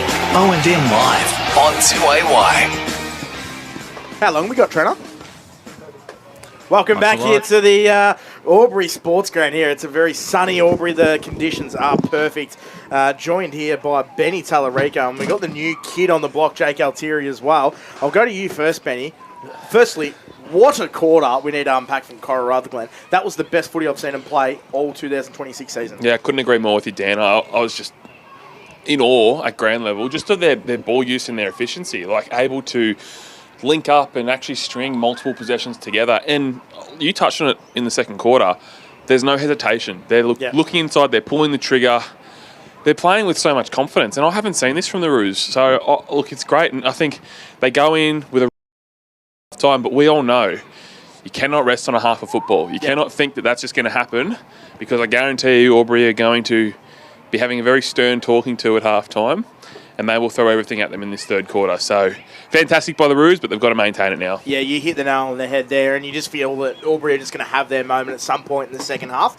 When the adversity arises, that's where we need to see the real Corowa and see what they can deal with it when it's thrown at them. Jake Altieri, you must be happy with the obviously coming into the O&M and seeing that standard of footy, and Cora Rutherglen put a show on for you in that first half. Yeah, the first half was outstanding, especially that second quarter. Jed Longmire is playing some outstanding football up front, coming off a game yesterday. Yep. As we were touching on for the Sydney VFL side, flying down, and what's he got 4 already in the first half? Not a bad day out. Yeah, that is the voice of Jake Altieri, and we'll go through some stat winners at the moment, the team stats and the player stats, and I might get some goal kickers as well, maybe, just as Benny Tallarico is just finding them out now. But the stat winners at the moment, the clearance count 11-6 in favour of Albury. The free kick count, I think it's been pretty well adjudicated, to be fair, boys. 10 free kicks to 7, which is a low number. Means they're letting things go, which I love to see. The inside 50 count as well, 24-25. I feel like that flatters Albury a little bit. There might have been a few shallow entries, and Corowa entering their 50 as well. Marks inside 50. Albury have taken 8, which is impressive, and Corowa have taken 11 from their 25 entries. So both teams actually reasonably potent going forward if you look at the stat sheet there. And then the ball winners from Albury. James Cousins, I thought he's been pretty good. He's up to the 12 disposals. Jakey Gainer's had the 14. Very well held in that quarter. He had 11 in the first, only the 3 in that second. Ben Patton as well, the former Sydney Swan and St Kilda man as well. 9 disposals for him. Elliot Power with the 10, and Ryan Garthwaite's had the 7. Didn't really trouble the stat sheet in that second quarter, only the 1 disposal for him. And for Cora Rutherglen, Will Chandler, he's had the 4 disposals. Patrick Pickle Rick Lavis, he's had the 11. Tom McCaffrey's been super. He's had 13. Angus Curry was awesome in that quarter. He had 8 disposals and a goal. He's got 12 for the game. Liam McCarthy's had the 7. And Tommy Forrest has the 8 disposals for him. Benny Tell. Yeah, unfortunately, no goal kickers. The Play HQ hasn't updated, so we're still stuck at 6 minutes in the first quarter. So won't be able to give anything right now, but I'll be able to update it hopefully as we progress on. Perfect. And then some around the grounds for Ray White as well. The other games that are going on as well. So at the WJ Finlay Oval, it is the Wangaratta Rovers 8-7-55 plays North Albury 1-1-7. And then at the Birrelea Park Raiders 3-3-21 going. They're currently down by a fair margin to Wangaratta, 10-7-67. I think that's no surprises there. And then the best game, I think, is going to be at the JC Low Oval. Yarrawonga 4-3-27 plays Murderford 4-5-29. Benny Tell, that's a huge game with huge ramifications, isn't it? It certainly is. And I think Murderford ran away a little bit at the start of that game, didn't they? And Yarra been good enough to peg it back. So I reckon both teams know just how important it is. And especially when you play against teams that you know you're probably going to face in the finals, you want to put a good showing in. You don't want to give any team any more confidence if it does come to the back end of the season. So, yeah, that's definitely the game to watch. That's the voice of Benny Tallarico for the Newmarket Hotel. And we'll go through some netball scores as well. In the A-grade netball for GoTAFE Cup, is Wangaratta Rovers 36 plays North Albury 38. Albury 13 plays Corowa 23. Wodonga Raiders 33 plays Wangaratta 28. And Yarrawonga 30 plays Murderford 26. Now, you two boys, we're going to put our coaching hats on. I'm going to go to you first, Jakey Altieri. How do Albury get back in this game? What do they need to do differently? Do they need to try something? Do they need to throw the magnets around? What do you think is going to get it back in this game? I think it's just through their pressure, right? It seems like Corowa just able to move the footy freely through the middle of the ground, especially when they get it on centre wing. They're automatically, or across half back, they're straight away looking on those 45s through the corridor. Just need to sort of lock that down a little bit and force them to go long. They've got the tall timber today as well, no KB for the Cora Rutherglen Roos, so they should have the height advantage, you'd think, the Albury Tigers, so they just need to force the Roos to kick long down the line and you know, when the ball hits the ground, be real front up right in their face and force them to, you know, make a mistake. And then the other we talked about, it's Darren Creswell's not there today, Benny Tell. What Albury are going to come at some point, let's be honest. They're going to apply some serious pressure on the scoreboard. What do Corowa need to do in this second half to make sure that doesn't happen, or at least nullify the influence? Yeah, I think the biggest thing is you don't want to let Albury go through passages of momentum and really allow them to sort of string 2 or 3 goals in a row. I think if I'm Corowa, probably going to go into a little bit more of a possession-based football and probably not try and play at the speed that they have been going. I think it is volatile, and if you don't execute, then Albury will punish off turnover. So if they can just try and play the clock a little bit too, I think that'll be a big part. But it's just going to be about looking after that football and not allowing Albury's pressure to sort of have a factor on this game. Benny Tal, thanks for joining us on the Newmarket Hotel. Jake Altieri as well. That is a wrap for the halftime show for Elders Rural. The second half on the other side of the break. And on O&M Live, you will not miss a thing.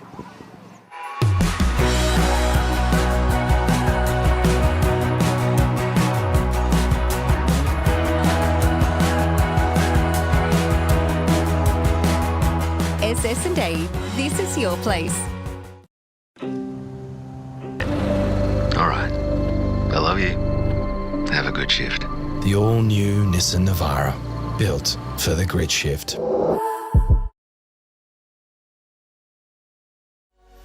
What's your future look like? Where do you want to be? Whatever it looks like, with GoTAFE, you've got this. Get real skills for real jobs and careers right now. Search GoTAFE today.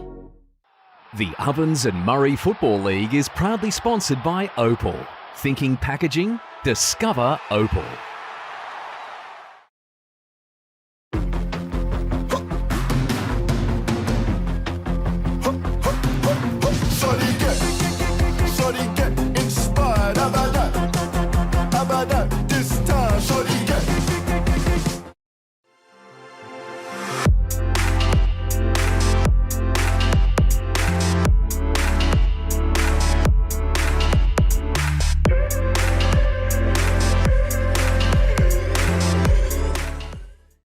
Explore where your new home begins. Discover our designs. Discover local land. Discover what's possible. Visit Sundancer Homes' new sales centre and showroom at 482 Kiowa Street, Albury.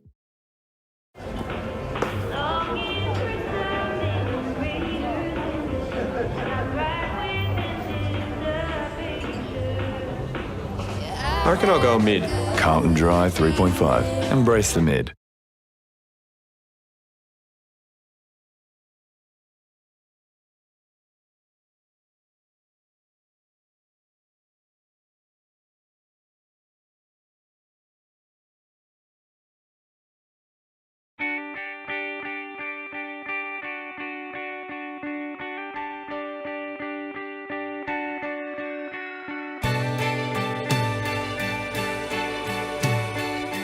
No one celebrates life like you do. At Tobin Brothers Funerals, we're here to help you celebrate the life of your loved one, your own special way. Tobin Brothers Funerals, celebrating lives.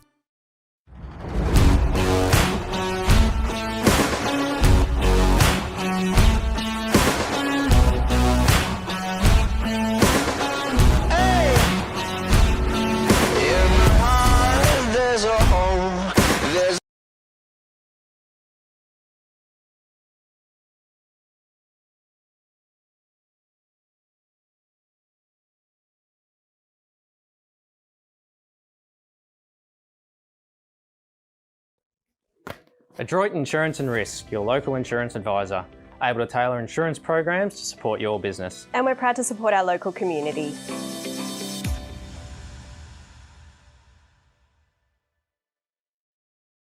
This goes out to all the athletes, the fitness buffs, and the huff and puffs. On your marks, get set.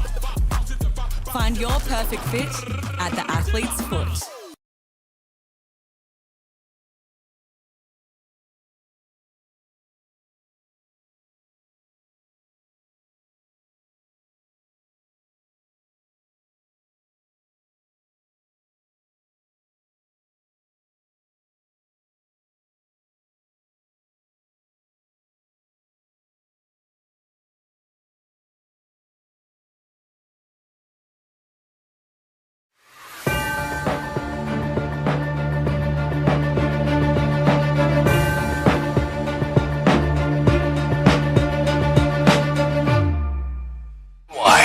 Yes, welcome back here to the Albury Sports Ground.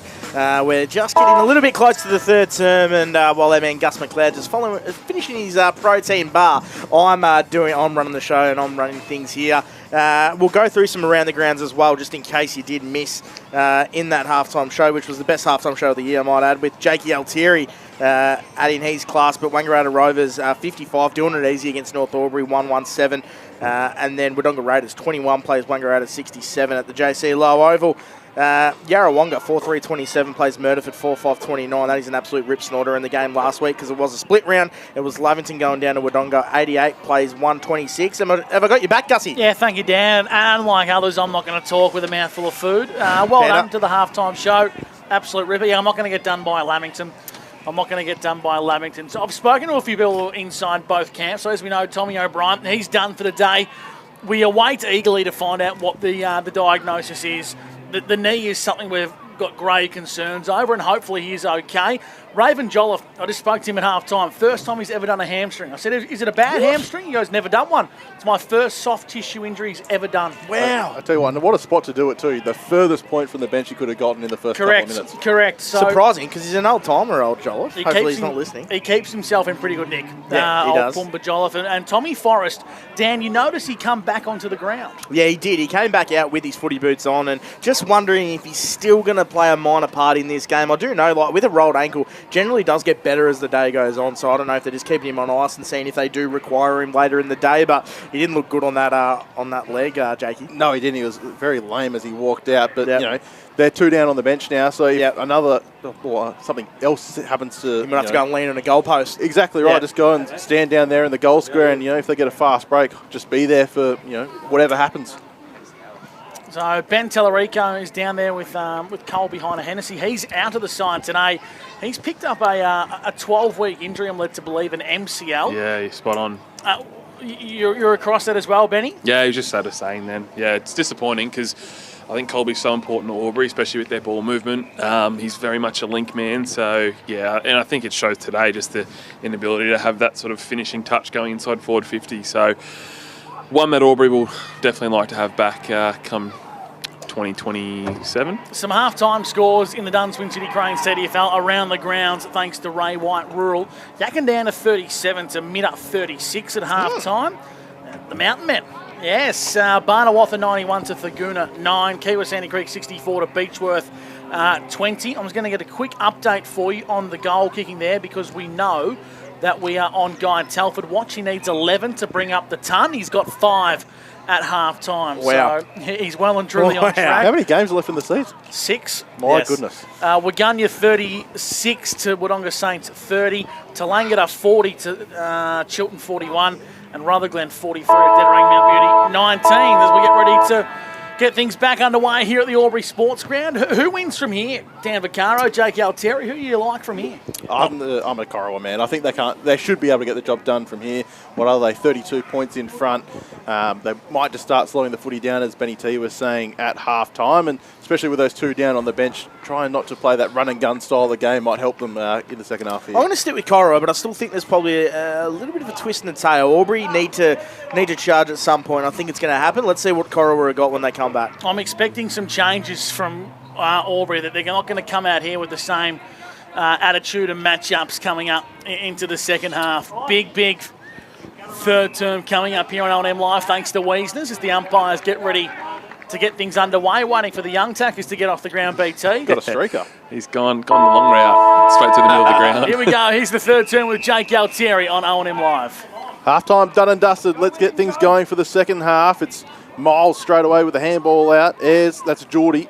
Had it and lost it. He went back and fetched it, but Patton right there with the tackle. We've got a quick kick away, but we'll have another stoppage still inside the centre square. So, slow start to things as Muller finds front spot. There's a whistle, but it's coming from the netball side of things. And it does get you here, Jakey. And if you continue to do some O&M games with us, there are netball courts behind the broadcast box at some venues, which is often a tricky one to work our way through. That will rattle me going forward. But Miles will win the free kick for a hold. Just defensive side of centre as the Albury Tigers look to peg back to the margin early in this one. He goes out wide to Duncan and now Powell. Bit of run on the ball as he goes up towards half forward. Lipscomb takes a mark unopposed. Still a couple of kicks from home is Jack Lipscomb. Doesn't turn and go. He just looks to punch one inside forward 50 and Shutt comes across to take the intercept mark. Stepping up in that intercept role is Cody Shutt and Ben Tellerico. Yeah, he is. I think Tommy Forrest probably looks done for the day. So I think, there's going to be a few more guys that are going to have to step up to try and fill the hole. As Amory marks across half-back for the Roos, short to Tom McCaffrey. How many for McCaffrey on the 40 wings? He's about to have his 14th, Gussie. Down the line, searching for Tex Longmire. Flies in across in front of Miles. Garthwaite got the crumbs, back onto Miles, and now he finds Isaac Muller, the co-captain, on the edge of the square. Right foot kicks a Chisler to his co-captain counterpart in Jakey Gaynor. Right foot kick, inside 50 for the Albury Tigers. Going back with courage as Richardson. Ducking into that one was Elliot Powell, and he's won himself a free kick for a high. He lured Jackson Richardson in, and Albury have the ball in the hands of Elliot Powell, 40 metres out in a slight angle. Yeah, I think you can notice the shift straight away from Albury. They're definitely a lot more convicted with the way in which they want to move the football. They look a lot more organised and just hitting targets a bit better too. So this is something that Cora definitely need to keep an eye on, because if they get their offensive game going, we know that they're as good as anyone in that regard. One of 6 changes today coming into the side for the Albury Tigers. Miles, Garthwaite, O'Brien, Duncan, Scott and Elliot Powell. This for the dream start to the second half for the Albury Tigers. Elliot Powell kicking to the Botanic Garden end from 45 metres out for the Albury Tigers. He starts it out to the left, and that's where it stays. A minor score for Elliot Powell and the Albury Tigers. 4-6-30 plays 9-7-61 on the Inspirations Paint scoreboard. It'll be Axelby for the Roos to bring them back into play. Chipping ball out wide finds Tom Longmire. Had McCarthy running by for the handball. The opposite chip on the 45 finds Chandler. Skipper of the Roos turns and goes. Long kick over centre wing. Jed Longmire the target. Tried to use the body on Patton. He was quick to his feet again, Longmire, and the Roos have the numbers now. Through hands, handball over the top, back to Jed Longmire. Here's a chance for Hanson. He can size up the big sticks. He does the unselfish thing and centres the ball to Tex Longmire directly in front, 20 metres out. Yeah, it was just selfless then by the captain, and I'm really glad he didn't have that shot from the boundary. So Joey knows his limits, and it was really good to then lower the eyes and find Tex in the corridor. So yeah, again, great build-up by the Roos, composed with ball in hand, able to kick mark, and this would be a great response. So Tex Longmire directly in front. Shouldn't make a mistake from here to extend the margin early in quarter number 3. He does so. So 30 plays, 67 on the Inspirations Paint scoreboard. And Benny Talarico for the Newmarket Hotel. A man's just walked back onto the field. He's risen from the dead. He has, yes. I missed that. I was too busy watching Tex Longmire with the finger gun. So yeah, what's that? The Wiggles, Benny Tell. The Wiggles. Gee whiz. Oh, Tex is 17, so he wants to be a Wiggles operator. He's going to hate that. He's going to hate that fact. But yeah, Tommy Forrest back into the game, so he's going to test that ankle out and see how he goes. And gone into defence as well. I can't help but think they might need to use him forward. But anyway, watch this space. A 37-point buffer can give a good look for Corowa. As Duncan breaks away through the corridor for the Tigers, retreats via hand to the runner off half back in Garthwaite. Garthwaite searching for Ryan. He marks in front of Richardson. He's got very good mitts, this guy. And now he bites off a penetrating ball, the switch into the corridor to Wilson. He attacks the corridor onto Patton, I should say. Top of the goal square, searching for Newnham. Nice work from Longmire. Newnham breaks through once again. Mitch Scott bites off more than he can chew, hunts the boundary line, and umpire Fitzpatrick says bring it back into play. We have a boundary throw in 50 metres out from Tigers goal. They trail 67-30 on OMFNL Live.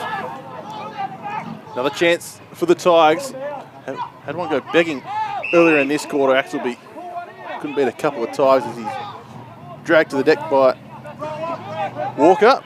Garthwaite and Tex Longmire going at each other right in front of our broadcast position. It's Axelby who received the tap. His kick, not his best. Hillary might have ducked the head on that occasion, but he was able to make amends, lay the tackle on Jed Longmire. We've got a stoppage 30 metres or 50 metres up the ground. Did really well there, Jed Longmire, to neutralise that play, I thought, Jake. No rucks getting a hand to that one. Shut. Trying to break away from the Gaynor tackle. Not many do that, and he couldn't on this occasion. We'll have another stoppage. Just in front of our broadcast position at the Albury Sports Ground. It was Muller with a big fist forward for the Tigers. McCarthy hit it full-chested, got a handball to Lavis. He spilt it, and he's still spilling it as they get close to the boundary line. McCaffrey. Chipping ball's good to Shut. And now this bloke reminds me a lot of Jamie Cripps. Visually. Yeah, good call. Great call. I like that. That's the first thing I noticed when I saw him. I thought, a bit of a Crips operator, this lad. And hopefully he can improve his kicking as Muller takes the intercept mark. Not shut his best one. The Tigers are going to want to penetrate here with James Cousins. Gives it to the runner over the top to Gaynor. Went to kick in danger, but did well to pull out at the last moment. Now the Tigers via Page feed it to Muller. Muller doesn't have many to kick to, so he waits for his options and he spots one in Cousins. In the centre circle, the switch is on. Out to the Terry Cross stand side. Lipscomb on the right boot, inside 50. Oh, Forrest intercepts in the hole, brings it front and centre. Cody Shutt was taken without the ball. Umpires missed one clearly there. Yeah, didn't have he it was then. blindsided. We'll give the benefit of the doubt to the men in green. You can just see a massive difference, Gussie, this quarter with Albury's ball movement, like taking the game on a lot more and being more aggressive. Their ball movement's great as Newnham flies over the top. Axelby clears defensive lines. Grubbers one out to centre half back. Under the pump is Will Chandler to impact the play. The Tigers have numbers around this contest, and we're going to have a stoppage and ball the footy up after 7.5 minutes here in the opening. The opening goal has gone to Tex Longmire in the third term as Gaynor breaks away for the Tigers, gets the 50, sells a bit of candy. Jakey Gaynor to the top of the square, didn't have the legs. Tom McCaffrey marks on the last line for the Roos. Yeah, he'll chip short, go to Axelby. He's got Lavis coming up at the ball carrier. Beautiful pick up on the half volley from Lavis. He goes back to McCaffrey and short to Axelby. Benny Talarico, do you think the Albury Tigers can smell a bit of blood in the water here? I think they definitely can, for sure. There they go again. Intercept mark for the Tigers. Goes the way of Hillary. Off the leg of Axelby. Centre wing broadcast side. He goes back and across. Finds Patton. Good hands to have it in. How many for him? Yeah, Ben Patton. He's had the 11 disposals. Might get another one here. Oh, 50. The umpire calls on Jed Longmire. Didn't come back off the mark. Benny T. Yeah, it didn't look like he set the mark properly then, or he came in from the wrong angle. So that's what awarded the 50 to Albury then. So. I didn't actually hear the whistle blow. Yeah, I don't think the players did either, to be honest. Yeah. So, yeah, but they've sorted it all out now. So Ryan Garthwaite's going to have the footy in hand. You have to kick this from just inside forward 50. Dan Vaccaro said at halftime, a little bit quiet in quarter number 2, Ryan Garthwaite, but no better opportunity to spark his team into life here. Garthwaite, slow approach. He loved it as soon as it left the boot. And look at him go, pumping up the Albury Tigers as they peg one back. It's 36 place, 67 on the Inspirations Paint scoreboard. We've played nearly 9 minutes for NZ. Yeah, I think you mentioned it earlier. If Albury can smell a bit of blood in the water, this is their moment now. I think they dominate the territory battle. 6 inside 50s. Corrie have only had the 1. And then their players starting to get back into it. Jake Gaynor's already had 5 disposals this quarter. We've been playing 9 minutes. And Ryan Garthwaite, you mentioned, he only had 1 disposal in the second quarter. He's had 5 already in the second. He's kicked a goal. So they're big players. They're coming to the floor and they look good at the moment. Muller just got a fingertip on that as Cousins breaks through the back of the stoppage. Albury starting to work themselves into this game on O&M Live. Third term for Wiesners. Fumbling across the line there was Holmes. Umpires paid the mark on centre wing. He almost ran up the rakes, PT. He almost went straight back into the change rooms. Went to go and grab Have a shower. Have a shower. Holmesy, long down the line. It spills out the back. Mitch, Scott and Muller. Muller just said, give it here, Mitchell. And now Scott picks up the crumbs, searching for Ryan. Now Scott once again breaks away from Richardson, but tackled out of bounds for a boundary throw-in. Just looks like they're doing the basics right now, Albury. Isaac Muller, he's just starting to get involved. When he's starting to play well and then getting those taps, Albury just look good in the clenches.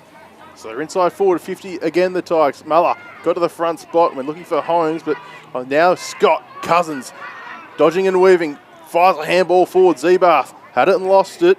Right there's McCarthy. He was clean below his knees. Did really well. Just slams it out of the defensive end. Big one-on-one contest. Wilson does really well against Brody Ayres. He takes the intercept mark. Kick just had enough on it. Looking for Cousins. Scott barreling through, was taken without it. Patton handballs it over to Cousins, who can line up the big sticks and bang one through for the Albury Tigers.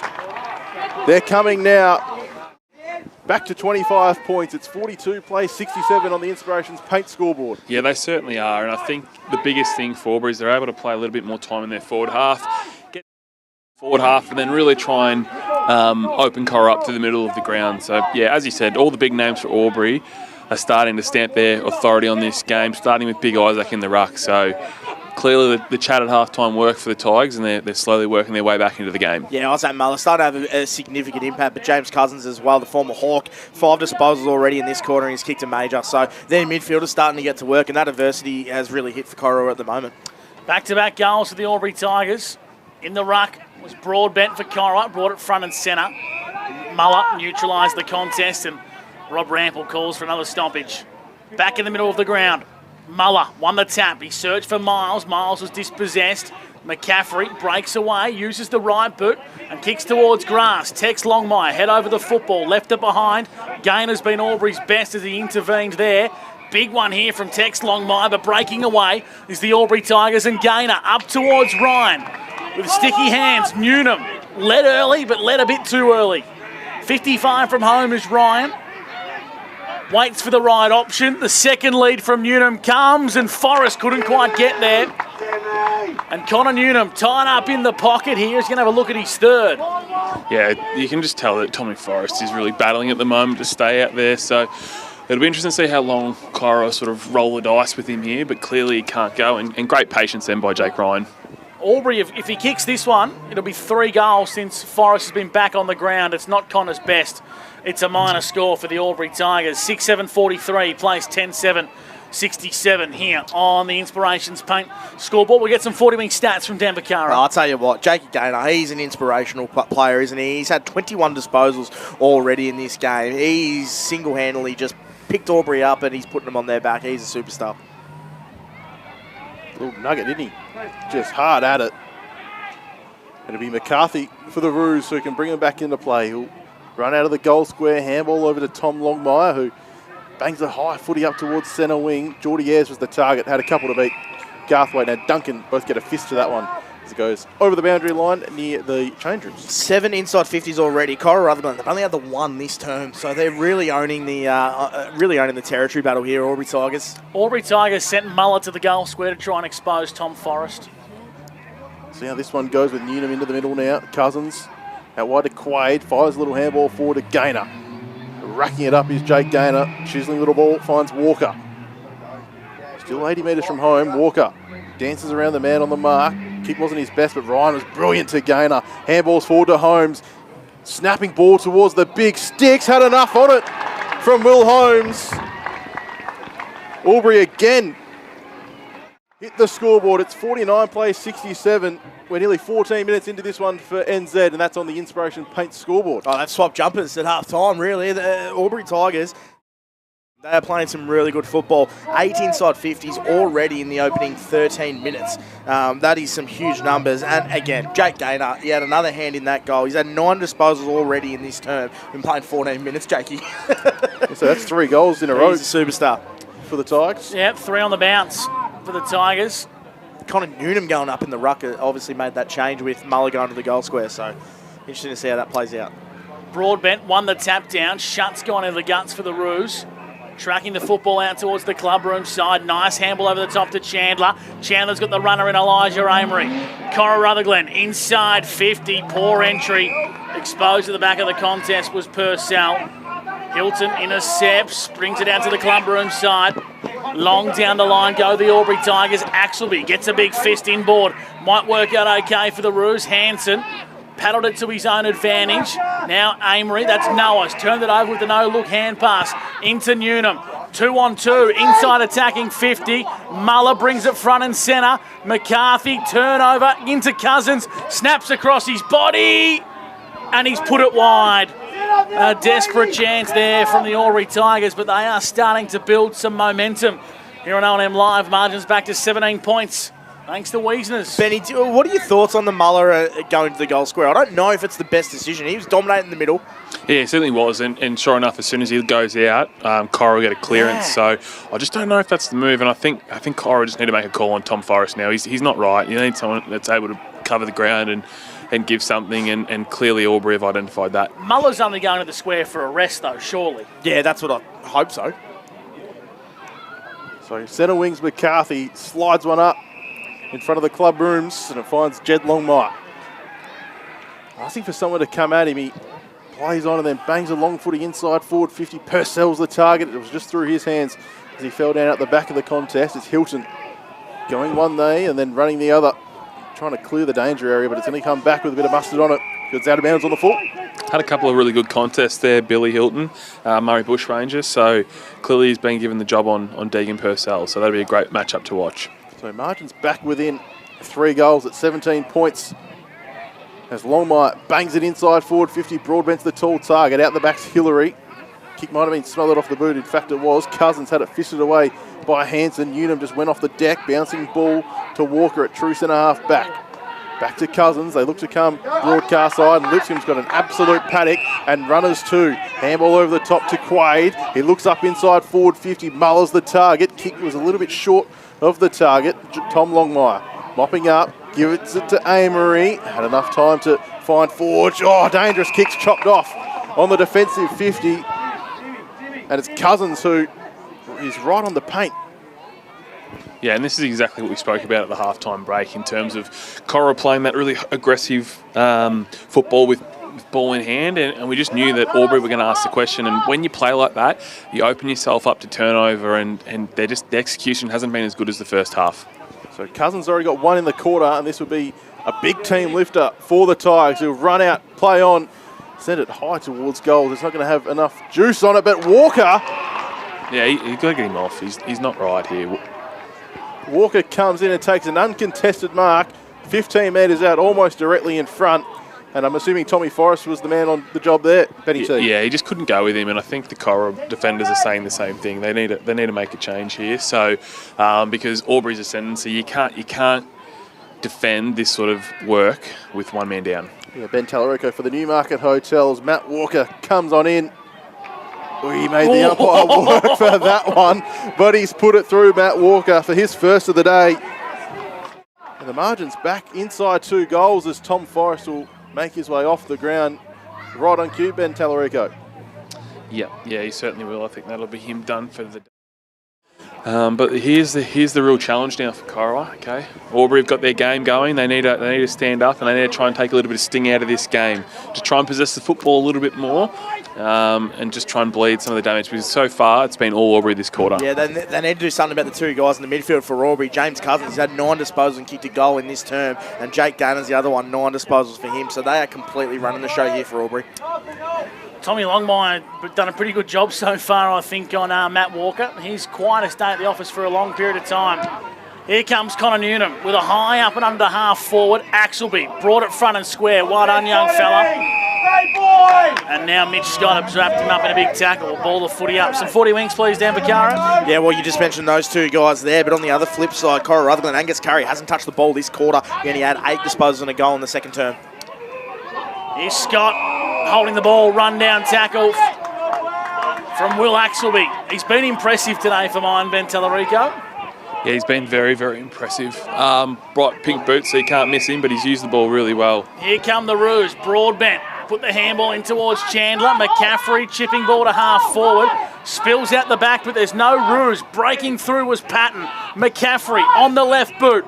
Top of the goal square. Longmire wrestling with Garthwaite. Garthwaite has a chance to crumb. Jordan Ayres applies a tackle. Cora will get their first stoppage inside attacking 50 at the 19-minute mark for NZ. Big chance for the Roos just to stem the bleeding a touch. Broadbent wanted a free kick, but umpire is not obliging. And Unum's limping around down there, but he did give the thumbs up, I think, to the coaching box, saying that he was right to go. Muller winning it down to Cousins. Page, Gainer. Still in their defensive 50. Looking for Walker at half back. Shoved in the back by Shutt, but umpire said play on. Maybe a bit of cramp for Shutt too. As Gainer goes up towards centre wing. Tommy Longmire left the footy behind. Will Holmes paddles it in front of himself. Tom Longmire goes back and mops up. Forge went with a fend on Holmes, then a bounce too from Forge. Looks to bang it towards half forward. Hillary went with the one hand. Now Gainer. They're lining up across the field of play, the Albury Tigers, and Patton will go out wide and finds Lipscomb. Lipscomb for the Albury Tigers, who are running on top of the grass. Corowa are down 2 soldiers, as we know. It's a poor kick from Lipscomb. An intercept mark, and Corowa just want to take some sting out of the game and look to play this switching brand of footy they did so well in the opening half, Benny Tell. Yeah, certainly. And you covered it perfectly then. They're just running on top of the ground. Look like they've got a lot more energy and they're changing lanes, doing what Cora did to them in the first half. So it's been a massive turn of the table after half-time. Lavis on the right boot, goes long down the line, searching for Purcell. Shuts there. Hillary for the Tigers. In dispute. Umpire's got whistle in mouth, and we're going to ball the footy up right in front of our broadcast position. Just quickly, one game around the grounds. Yarrawonga 58, plays Murderford 36, so really got the jump on him there, Gussie. For Ray White-Wodonga, Broadbent and Muller in the ruck contest. Will Chandler, hot potato, gets the ball on the left boot. The co-captain, high up and under. Inside 50, Purcell. Jed Longmire needs to find the boot. Has a few options. Chisels one to the Texan. Gee, great vision as he worked around the telephone booth, did Jed Longmire. And maybe it was the brothers' synergy linking up there as the Texan spots an option across the face, a goal, and it's Will Chandler with vision and poise, and the Albury Tigers might have just lacked a bit of glimpse of defensive determination there, BT. Yeah, we've gone from brother to brother to brother to cousin. So fantastic work then by the boys, and this will be, Cora just need to stem some of Albury's momentum. They've been super this third quarter, so yeah, massive for the co-captain. He needs to go back here and put this through for the Roos. Playing under a bit of duress in 2026, we know Will Chandler, and we've just seen glimpses of what he's capable of. The Glenelg Premiership player in his return year at Cora Rutherglen. One of four cousins, the Longmires and the Chandler family playing senior footy today. 20 metres out, slide angle. Will Chandler kicks a captain's goal for the Roos. Margin out to 17 points, a steadier as Albury had kicked 4 on the bounce. Yeah, much needed goal there for Cora and a good finish by Will Chandler, as Gussie said, playing under duress, but he's still prominent in that forward 50. He's only had the 8 disposals today, but that is a huge captain's goal for him. And Tom McCaffrey, he's been good. He's had the 6 disposals and shaping up to be a very exciting last term coming up for Jakey Altieri. It is indeed. Ben down there limping around, looked like he grabbed his hamstring at that point, but he's about to go back on. He's just got a bit of strapping on his lower leg. I think they might have, I don't know if they put a shin guard on him. I think he might have just copped a knock in that ruck contest. So they've patted him up and should be right to go. That's Ben Telereco for the Newmarket Hotel. We're back in the middle of the Albury Sports Ground. Ayres was in and under, as was Amory. The umpire will come in and ball things up once again. Game really starting to heat up midway through quarter number 3. Muller threw that out. The umpire said play on, and then he went off the deck again. Did Muller. Miles put his head over the footy. Thought the umpire was going to go for a high free kick there. I think Miles has been really solid in the engine room today for the Tigers, showing a lot of grunt. One of the former AFL stars lining up in the yellow and black. Muller again getting on top, ball at ground level. Broadman went with the toe there. Umpire again saying play on. Muller lays on top, and we'll see if Gus McLeod for Border Manday can get us out of the congestion here. We'll see if we get a clearance, Jakey. Muller just taps towards the inside of the stoppage. Head over the football was Curry. Wasn't his best bit of play. Elijah Amory, pardon me. High up and under. Broadbent just punches it towards grass. Lenny Kohler puts good pressure on the Roos and Chandler. Mitch Scott left the football behind. Big bash and crash style of play here. Here's Hanson on the left for the Roos. Sets out at the top of the square. Hanson got a bad bounce. And Corowa hit the score with a minor score. 74 plays 56. As we enter red time, 24 and a half minutes gone on the NZ Albury time clock. Both sides under duress. Both sides looking for three-quarter time. It'll be Garthwaite with the kicking duties. He'll bang a long one up towards the tall timber, and Broadbent did really well to get Muller under the footy and send the Roos back into attack. It's a bit of a wobbler, but Kohler with a strong mark with Tex Longmire coming at him full-chested. That's an elite body and paint mark of the day. He'll come across Kohler and find Garthwaite. Now Patton on the overlap. Left foot kick up towards Newnham. This will test him out. Bounces in front of him. Does the smart thing and taps it over the top for Quaid. He bounces up and just gets a little one inside forward 50. He went looking for Holmes, but the siren sounded early. That was the third quarter for Wiesness. It'll be 56 plays, 74 on the Inspirations Paint scoreboard, and we played 25 minutes for NZ Albury. It's three-quarter time at the Albury Sports Ground. You're listening to ONM Live, and on ONM Live, you won't miss a thing.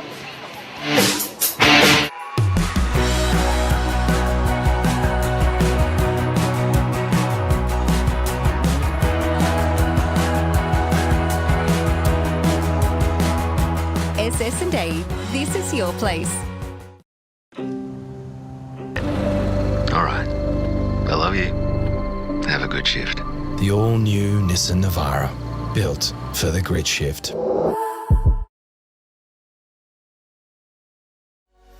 What's your future look like? Where do you want to be? Whatever it looks like, with GoTAFE, you've got this. Get real skills for real jobs and careers right now. Search GoTAFE today. The Ovens and Murray Football League is proudly sponsored by Opal.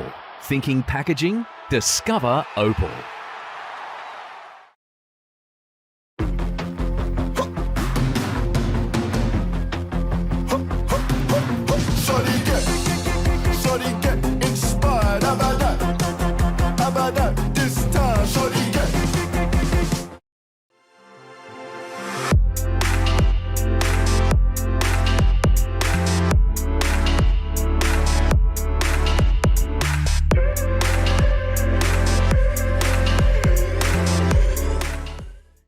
Explore where your new home begins. I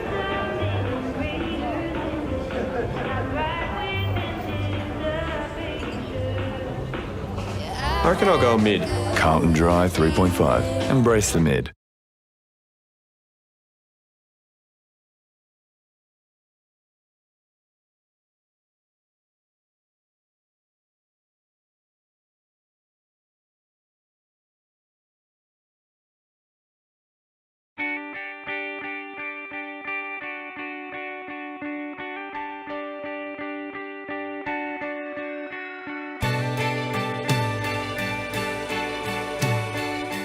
No one celebrates life like you do. At Tobin Brothers Funerals, we're here to help you celebrate the life of your loved one, your own special way. Tobin Brothers Funerals, celebrating lives.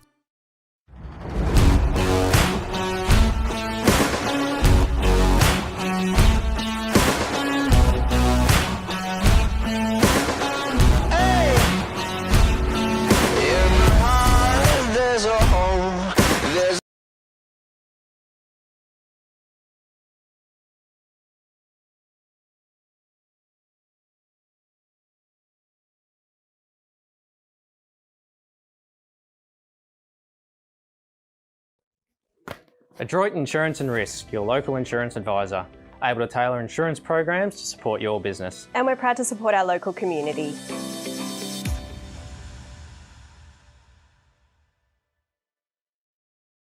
This goes out to all the athletes, the fitness buffs, and the huff and puffs.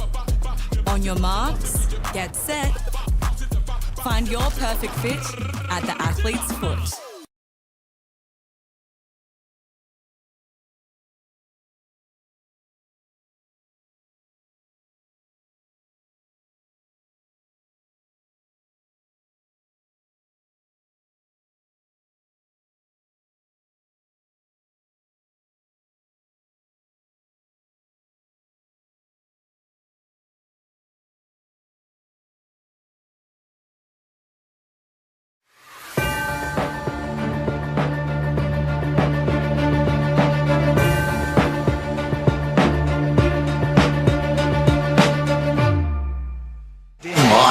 On 2AY. Welcome back to O&M Live. We'll go boundary side shortly to Ben Tellerico, but three-quarter time sees Coronado holding on 11-8-74 to the Albury Tigers 8-8-56. We know Coronado going to down to one on the bench. Angus Curry's day is done. Raven Jolliffe's day is done.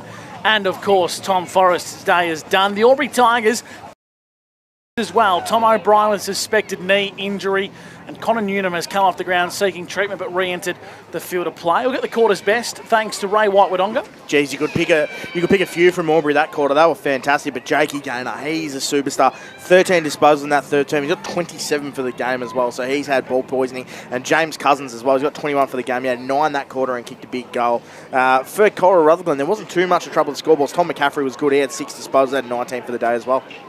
Down to you, Benny Tell, for our good friends at the Newmarket Hotel. What's been the message from the camps at three-quarter time?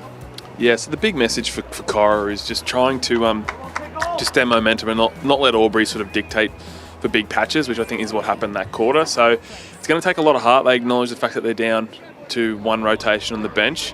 And it's just, I think a lot of it's just going to be show of character now between both teams. Who's going to want this more? And listening to the back end of Max's speech, he just wants them to try and start this quarter early. He said if you can get the first couple of goals, they're every chance of this. So confidence from both sides going into this last quarter. I think we're in for a ripper contest, lads. Very much looking forward to it. Who wins from here, Benny Tell? Oh, I reckon the Roos are going to hold on. Yep, less than a goal. I reckon Albury. I just think with the amount of players out of the game for Corowa, Albury could steamroll them here. I'm a bit worried. Yeah, I said Albury at halftime. I'll stick there. Very good. Gus? Yeah, I think I'll stick with the Roos. Why not? 2v2. 2v2. We'll have a bit of an arm wrestle here on O&M Live. So the fourth and final term is about to get underway here. If you're just joining us on Snapprint Solutions O&M TV, Albury will be kicking to the right of your screen to the Norriel Park end, and the Corothian Roos, the Botanic Garden end, to your left. Here's Jake Altieri on O&M Live, the final term for Great Outdoors. Yeah, 1 quarter to go and 3 goals the difference. Chandler's gone into the middle. He get the first clearance away for the Roos. Up towards half forward, bouncing footy. Hanson goes with a toe poke inside the forward 50. Just thinking behind on that occasion was Powell. He end up on top of it. Umpire will come in and say it's a ball up. A few players there asking for free kicks from both sides, but good result from the umpire, I think. Muller winning it down. Gaynor electric in quarter number 3, but he's got caught holding the ball early in this one. And Chandler lays the tackle. Benning T's doing a bit of a microphone check down there, so I'll jump in with some specials. Will Chandler, he kicked a big goal in the final moments of the third term, and now he's gone into the engine room for Corowa. I really like seeing captains that lead by example. Jake Gaynor's led by example all day for the Albury Tigers, and now his counterpart on the flip side of the fence, Will Chandler's got a chance to kick back-to-back goals, Jake. He does indeed. A couple of captain's goals to kickstart the Roos once again, as we touched on. 3 down on the bench. They've got 1 rotation remaining for the last 20-25 minutes of this one. And Chandler taking all the time off the clock, directly in front, strolls on in. He's just pushed it to the right-hand side, through for 1 behind. The first score of the final quarter, thanks to the Great Outdoors. It's 75 plays 56 on the Border Carpets Wodonga scoreboard. It's a big miss, isn't it? That could have taken it to 4 goals. And then obviously you're asking Albury to do 4 unanswered going into the last term, even with those players on the bench. So big miss there by Will Chandler. Nonetheless, Cora will be impressed with the start. First shot on goal. Ball's well and truly within Albury's court. Would love to see them really stand up today and fight this one out to the final hooter. I reckon we're in check for a big game. A big final term on O&M Live. How many for Patton? He's got the ball in D50. Yeah, he just had his 16th there, Gussie. Finds a teammate in Billy Hilton, the bushy. Comes out to the broadcast side. It's a nice kick to Elliot Powell, and Powell's got a runner in Page. Fumbled but regathered on the left boot with a lob wedge to half forward. Flying high across the face was Will Holmes. The Holbrook, 2-time As I Medal winner, in towards 50. Newton fumbled. In dispute, 40 metres out from goal. Stoppage forms, and we're going to ball the footy up. Great contest then, and I thought really well umpired as well. I thought it was just fair defending them by Tommy Longmire. Muller out of the middle with a cheeky kick up towards Unum. He's got the one hand up. He knocks it down towards Holmes. He copped a bad bounce. The Roos try and work it out through Williamson. Handball was chopped off by Lipscomb, however. Looks to get back in board around Forge. Working in a phone booth was Quaid. His handball missed the target. Now the Roos are trying to mop up. Here's a chance for Chandler, who just bangs it out of the defensive end. Up towards centre wing. In front's Jed Longmire, who takes a strong mark on his chest in front of Mick Duncan. Doesn't waste any time. Does Longmire. He goes up and finds Purcell.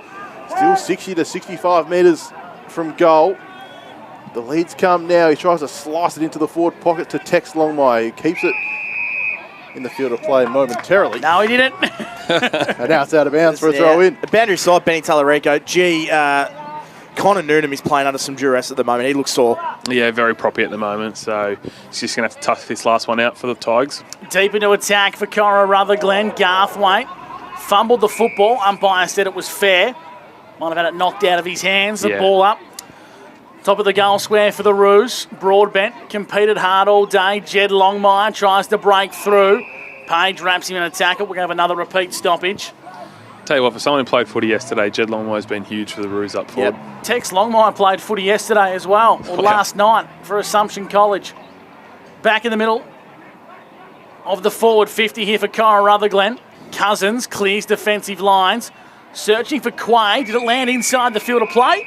Umpire says yes as the Albury Tigers get out of their defensive 50. We're going to bring it back into play in front of the Terry Cross can bar. Down to you, Benny T, for the Newey. Yeah, so a couple of matchups as well that I'm liking here. Obviously, Will Axe will be going on to Jack Lisbon half back, so that'll be one to watch. Both natural ball winners, so we'll have a big say in this last quarter. So Walker had it, tried to hand it to Gaynor. It's out of bounds again. Yeah, Jakey Gaynor there, 27 disposals for him. James Cousins as well, 22 and a goal. Those guys have been huge in the engine room for Albury today. Get many Sacamanos down here.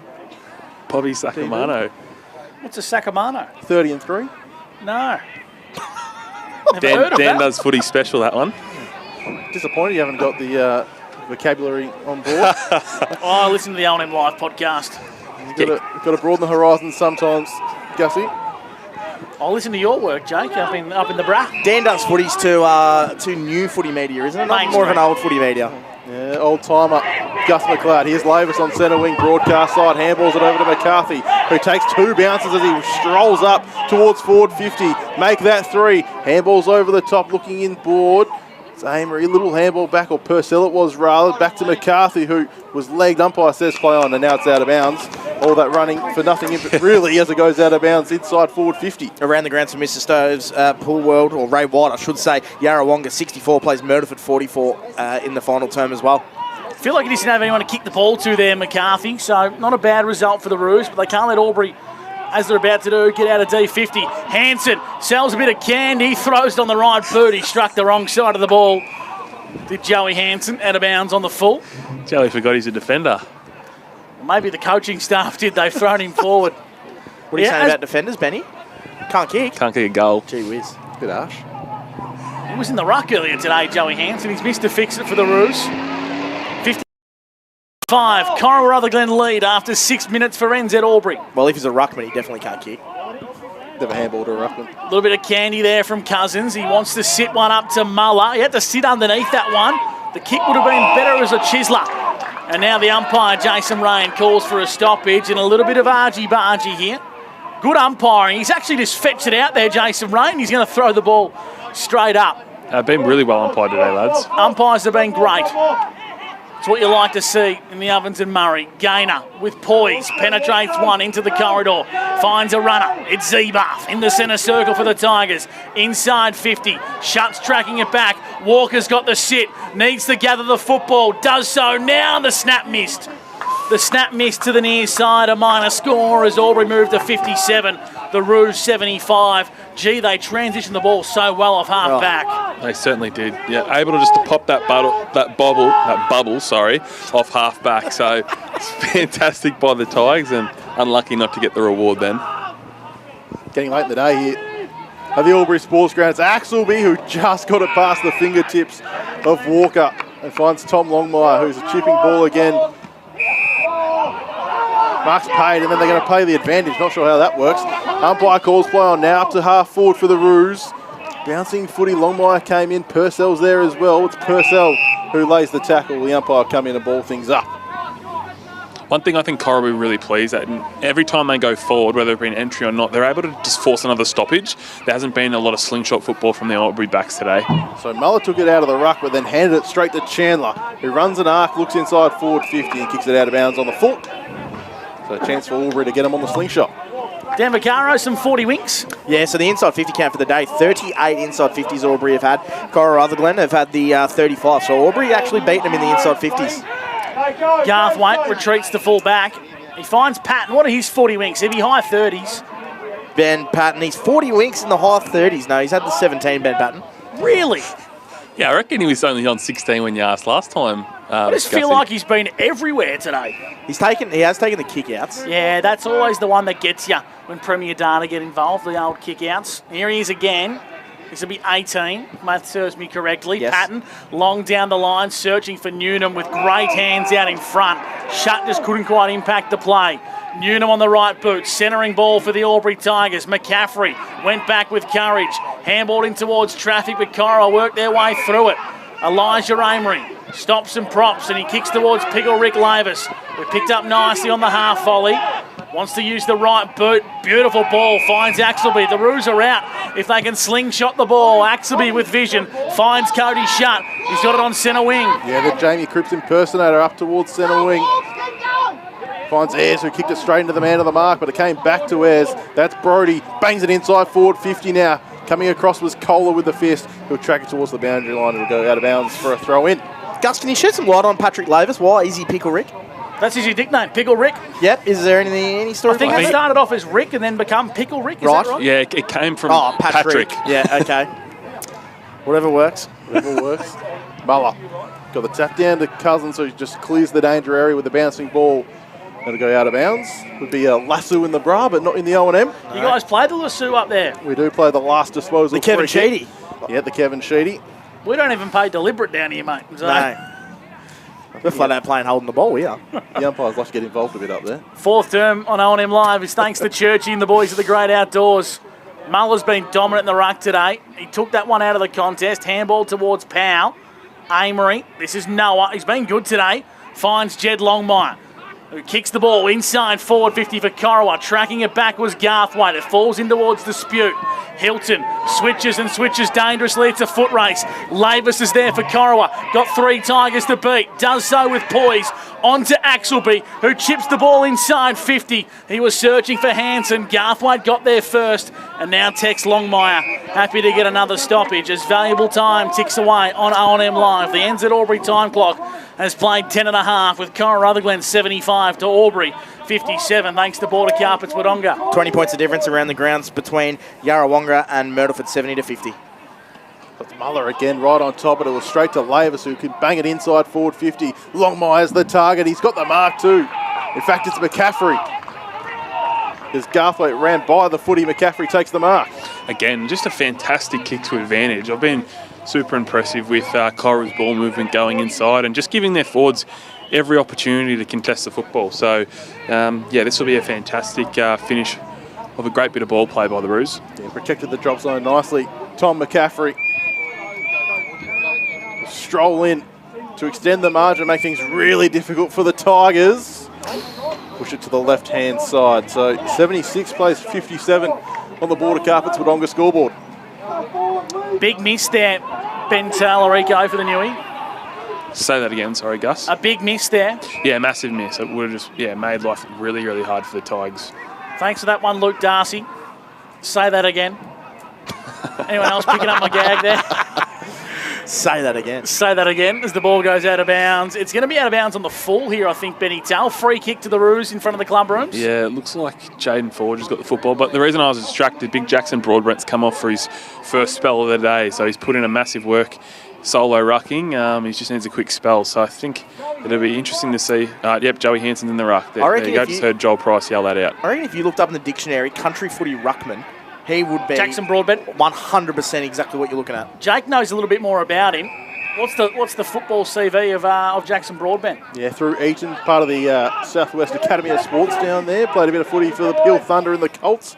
Wow. Down there in the Mandurah, as you guys like to say around here, down in Mandurah. How's the research from Jake Altieri? He's all over bad. it. He's not than I ever have on O&M Live. Bit of footy for the Subiaco 2s. Corowa down the line. Hanson and Patton. Umpire's going to say, give it you both marked it evenly. We're going to ball the footy up. Good umpiring. I'd never know he was playing, Jason. He's one of the best. Yeah. Mike Fitzpatrick throws the football up. Hanson did the ruck work against Patton. Patton won the tap. Forge tracks Cousins down. Spills. Handballed forward there by Wilson for the Albury Tigers. Kai Williamson just burrows his way through as Wilson kicks the ball over the top. Finds Mitch Scott just inside the field of play. We've got an Albury Tiger player down, Benny Tell. Keep tabs on that one. Yep, I'm definitely keeping. I can't see this far. As Scott kicks up to half forward. Good mark out in front from Eddie Zebath. He's been trying hard all day for the Albury Tigers, has Eddie. And this will be probably within or maybe just outside of his range, Benny Tell. He's probably going to be kicking from 55, I reckon. I think block on the mark's standing right in the 50. So he's going to kick at 55 on a 45-degree angle. It's going to go to the hot spot nonetheless. Eddie Zeebarth, he makes good purchase. Accuracy the only question now, and he's hit the stick. He said, O&M Live, stick it up, you clacker. I've got the leg from here. Just didn't quite have the accuracy. 58 plays 76 on the border carpet scoreboard. Corowa lead the Albury Tigers. That's McCarthy with the footy in hand. He'll walk out of the goal square. Look towards Lavis. Good kick too. Finds Lavis, who hits the deck. Looking for a 50, I reckon, but umpire was up to it. Gives it over to Tom Longmire, who has to backtrack and look inboard. Good kick, not 15, the umpire says. Play on, up towards centre wing. It's Longmire. Big Tex takes the mark. He looks to bang it inside forward 50. McCaffrey's out the back, but coming across was Patton to take the intercept mark. They look to go quickly, the Albury Tigers. Now Page in the corridor, hands it back to Patton. As they work across their defensive 50, now to the outer side, it's Lipscomb.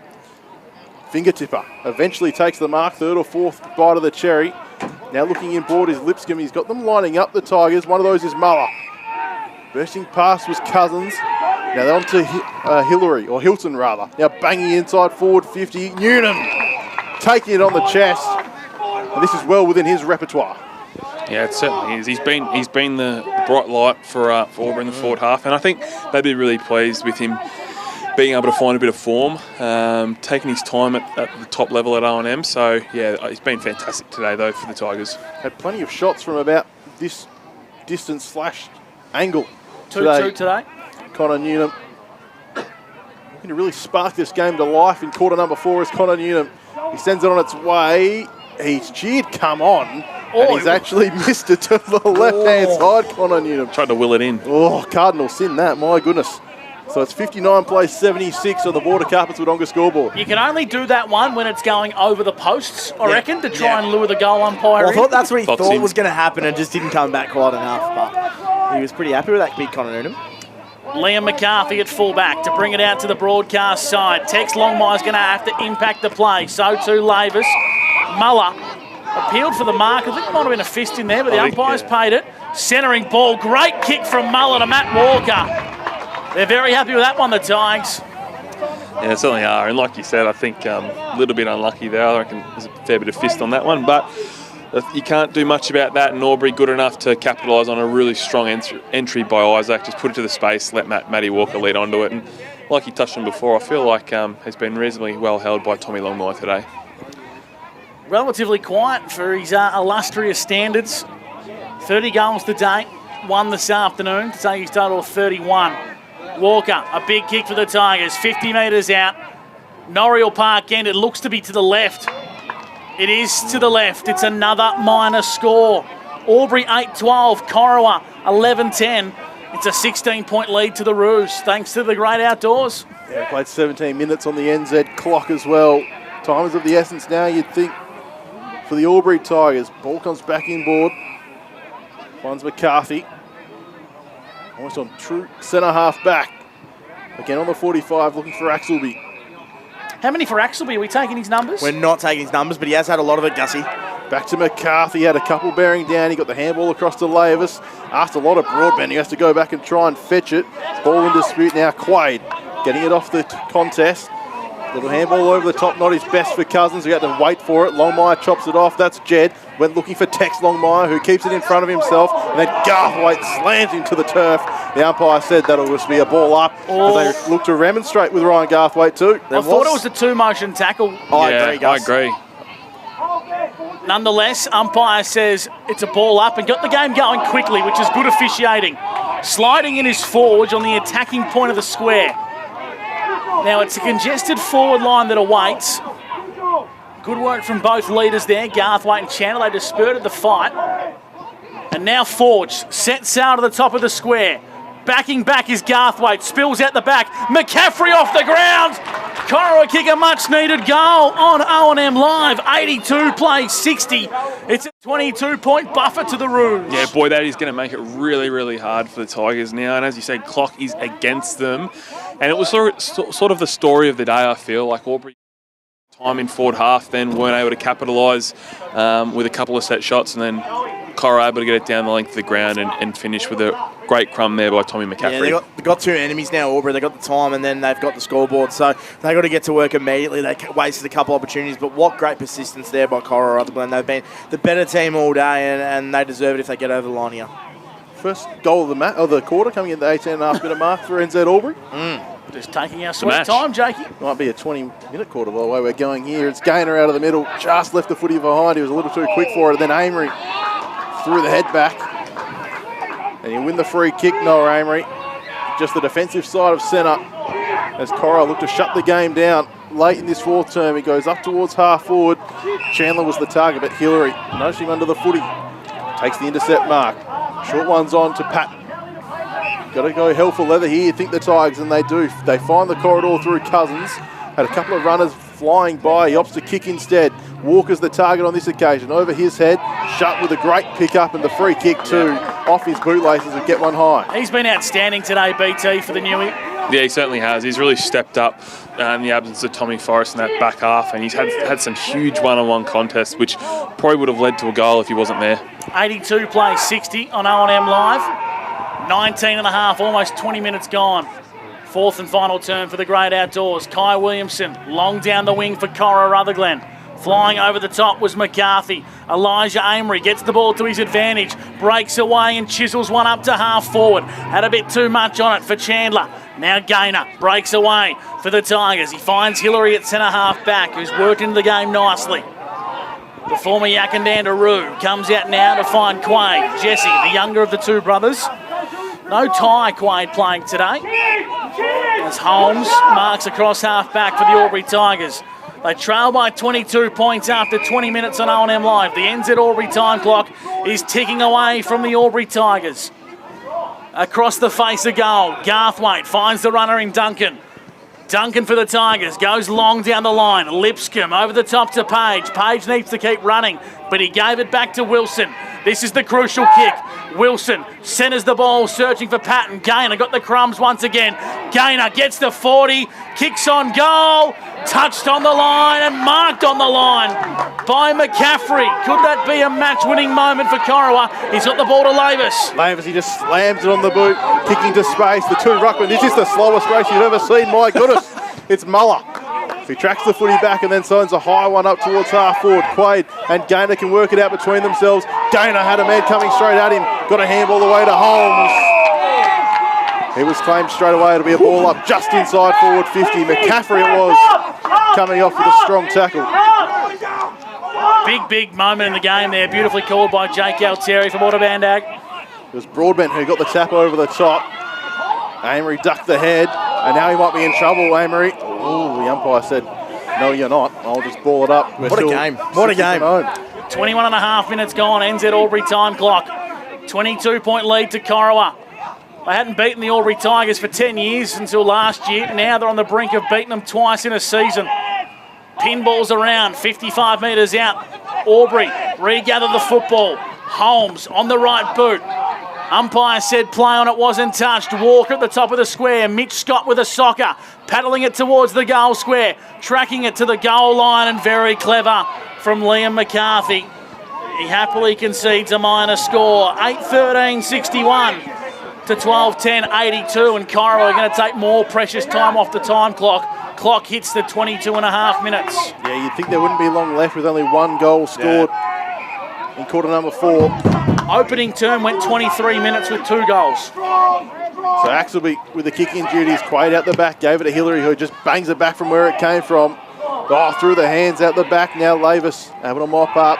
Axelby. Oh, handball was smothered as he tried to get it away to Shut. Here's Holmes. Couldn't fire the handball out. Coming through was Amory. Shut again. Just trying to mop up the mess. He did really well. Who gave it to Hanson. He turned on the Jets. Looking across towards Williamson. He couldn't get around the man. He just did enough, said the umpire. He gathers his own footy, then kicks it long up the wing. Bouncing ball towards McCarthy, who can keep it in play. And he takes a bounce, McCarthy.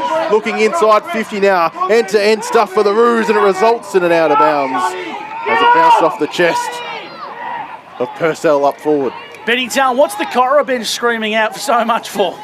Oh, I think they just want to try and get a little bit more control with ball in hand. They don't have to go fast. They can just chip it around and not play this high chaotic brand, which works in Albury's favour.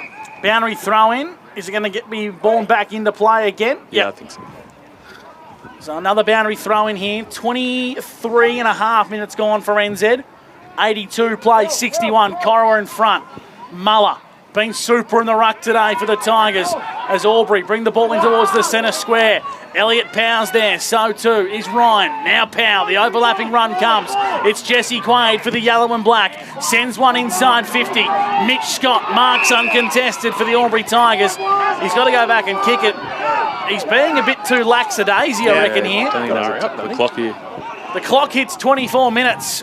Mitch Scott, 45 metres out, slide angle for the Albury Tigers against his former club, has put it out of bounds on the full. And that could be Albury Tigers' last roll of dice, done and dusted, I reckon, BT. Yeah, no, I just don't think they've got the time now, so Corowa should just be able to play the percentages and run the clock out. There'll only be a couple minutes tops, Gussie, so Corowa, they're going to get over the line here. Liam McCarthy's had a huge last quarter, 8 disposals for him. And plenty of run from half-back too. Flying across was Purcell, couldn't take the mark. Dribbling kick comes forward for the Roos. It'll end up out of bounds, so we'll have another stoppage. Just past our broadcast position. Give us the stats, Dan. Yeah, well, the stats, you're looking for your player of the day, Benny. Well, I'll give you one. Here's and around the ground, 71 to 63. Yarrawonga over Myrtleford, 17 and a half minutes tightening gone. up. So Muller took it out of the ruck. Sorry, Jake. Kicks the half forward. Head over the football was Holmes. Now on to Zeebarth, who chisels one across the face of goal. In pursuit, Jake Ryan on the left boot. Top of the goal square, Longmire. Tommy Longmire slides in, and that won't trouble the scorers. Elite body and paint mark of the day from one of the four cousins, and he's taken every last bit of energy that he's got. Tommy Longmire just bombs it out of defensive 50. Broadbent there for the Roos. Handballs to the Texan. Longmire over the top. Finds Deegan, Purcell, and Corowa say, hey, we're going to take a bit of sting out of the game here. As they should do with 25 and a half gone for NZ. Purcell just bangs a long footy up towards Jed Longmire. Big one-on-one contest. Hillary comes over the top with the fist. Cousins coming the other way. Got a handball back to Hillary, who slams it towards half forward for the Tigers. Off the hands of Ryan. Zeebarth was coming through. End up in the hands of Ryan again. But Corowa Rutherglen too good at the Albury Sports Ground. They'll win at 8-13, 61 to 12-10, 82 on the border carpets Wodonga scoreboard. Signs at the back of the box, and Benny T's going to have a bit of work to do to pick our Revel Training Player of the Day. What a great win for Corowa Rutherglen. It's been an almighty road back from recess, and now they've beaten the Albury Tigers twice in a season, and a fantastic display of footy. And it all comes down, I think, to that start from Corowa Rutherglen. Jake, they were electric in the opening term, and they managed to keep it going for the whole day. Yeah, while they were electric, the Tigers also made a meal of a few opportunities as well. They kicked 0 goals 4 in the opening term to 2 goals 5. So they kicked a couple of goals on the scoreboard early on for the Albury Tigers. You think they might be in this for a little while longer, but what a win for the club. Obviously 3 down on the bench as well for the last pretty much half of the game. So no Kalen Bradkey. No Kalen Bradkey as well, 4th on the Doug Strang leaderboard. So they had plenty against them today, did the Roos, and they were still too good. Looks as if are we going to get the all clear from the umpires, the goal umpires?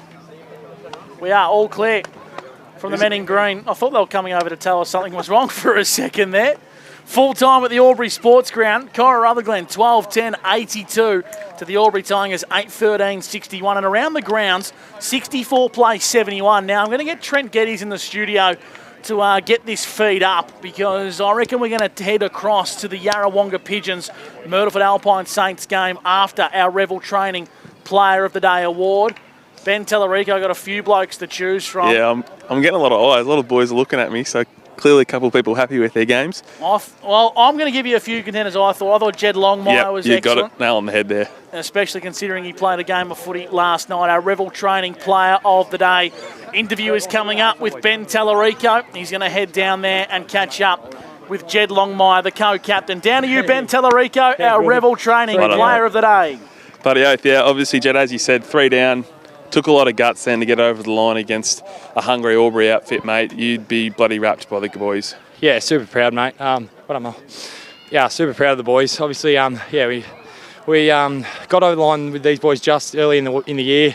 I feel like we've been playing, obviously I've been here and there, but I feel like we've been playing some good footy this last month. And we just had to string it together and grind it out. And like you said, Benny, three down on the bench.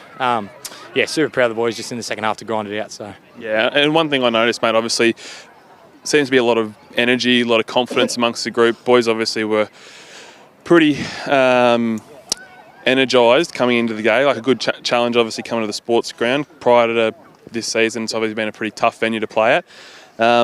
As a group on the rise and developing, how do you sort of see this set yourselves up for sort of the back end of this year and into next year? Yeah, I think it just gives a lot of the young guys a lot of confidence, mate. Like obviously Deegs, Tex, young Forgy, all our young guys. Like we're a young group, not that that's an excuse, but it should just give them a lot of confidence. We're sort of a quieter group, introvert group, and there's only a couple of boys that really get out and amongst it. But yeah, this should give us a lot of confidence going into the last 5 games. So. Yeah, awesome, mate. Well done, great work. Jed Longmire, our Rebel training player of the day. Trent, I'm going to see if we've got that feed ready to go to the Yarrawonga Pigeons versus Myrtleford Alpine Saints game. We'll just start fading it up if we do have it ready. If not, we'll keep playing on. Here is the feed over to Yarrawonga. 71 plays, 65. Jake Riley out the back of the contest. Brem was clean at ground level, but he just turned it over. McPherson pushed his opponent under the football. Brem went off the ground and missed the Sharon completely. Smith goes over the football. Riley likewise. The Pigeons bore in over him. We'll have a stoppage, edge of the square, true centre wing. 71 plays 65. Yarra by 1 goal at the 22nd minute mark for Club Mulwala. It's going down to the wire, Lukey. It is Blake Escott, true centre wing. Brand just gets it on the boot for the Saints, sends it forward. Oh, look at that. Guess who? Jordan Urquhart. Oh, geez, going to figure so prominently in the Rebel Fitness Player of the Day, along with Charlie McKenna. If the Pigeons can get home this afternoon. Here goes Jordan out towards the broadcast side. Ferguson winding up at the back. Fraser. Willie Wheeler front spot. He's been paid the mark. Wow. Well done by Willie. Now Fothergill wanted it on half back. Willie goes wide and short to his brother in Harry. It's a 6-point lead to the Hoops. Oh, this is going close. Forge has just taken it inside the boundary line. You're with O&M Live on a Saturday afternoon, second half of the split round. Pigeons and the Saints, and they're stuck in a humdinger. Here's Williams over the top with Sharp. Now Frauenfelder can pounce on this, rolling towards the chalk. Smith wants it, gets it, and we'll have a boundary throw-in. Bobby J, boundary side for Avis Wangaratta. Yeah, Yarrawonga are just trying to control the footy for a little bit and take sting out of it a little bit. And they can sense that Myrtleford's got a bit of a roll on here, so they're just trying to control the footy, get a bit of passage of play, a bit of breath back in the wind and go again. Boundary throw in. Smith won an important ruck contest, but his kick is going to go straight back towards the boundary line. Not where Myrtleford want it. It's right in front of our commentary position here.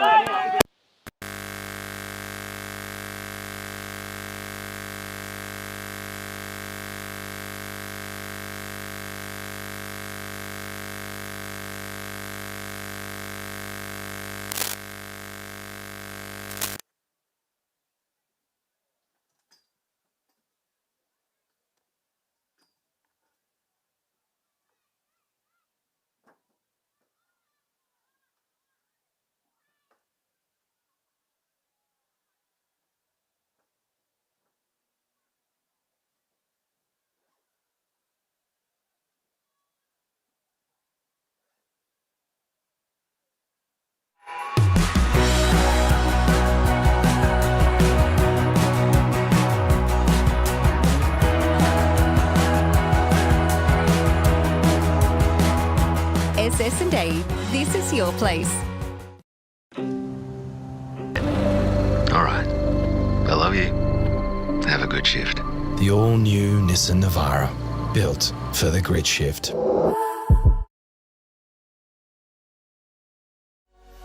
What's your future look like? Where do you want to be? Whatever it looks like, with GoTAFE, you've got this. Get real skills for real jobs and careers right now. Search GoTAFE today. The Ovens and Murray Football League is proudly sponsored by Opal. Thinking packaging? Discover Opal.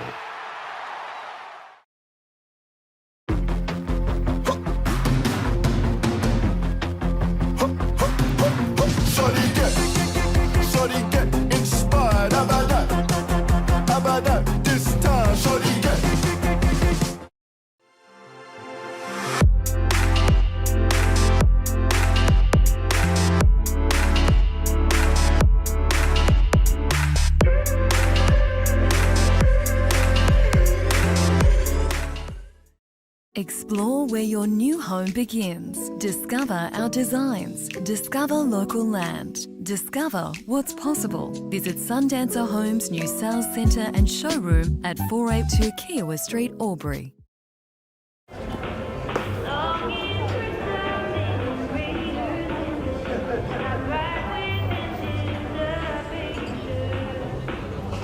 I reckon I'll go mid. Carlton Drive 3.5. Embrace the mid.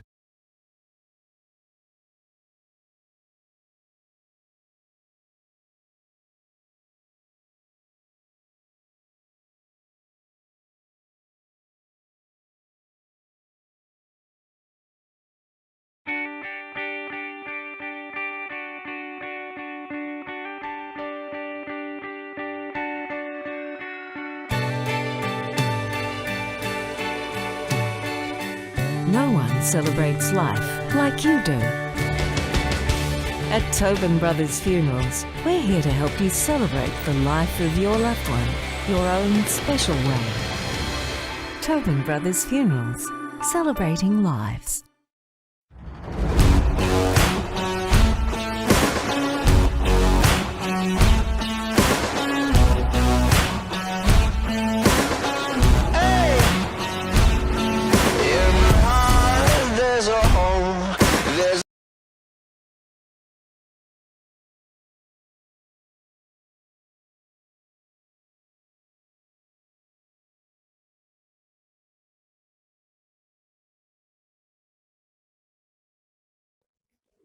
Adroit Insurance and Risk, your local insurance advisor, able to tailor insurance programs to support your business. And we're proud to support our local community.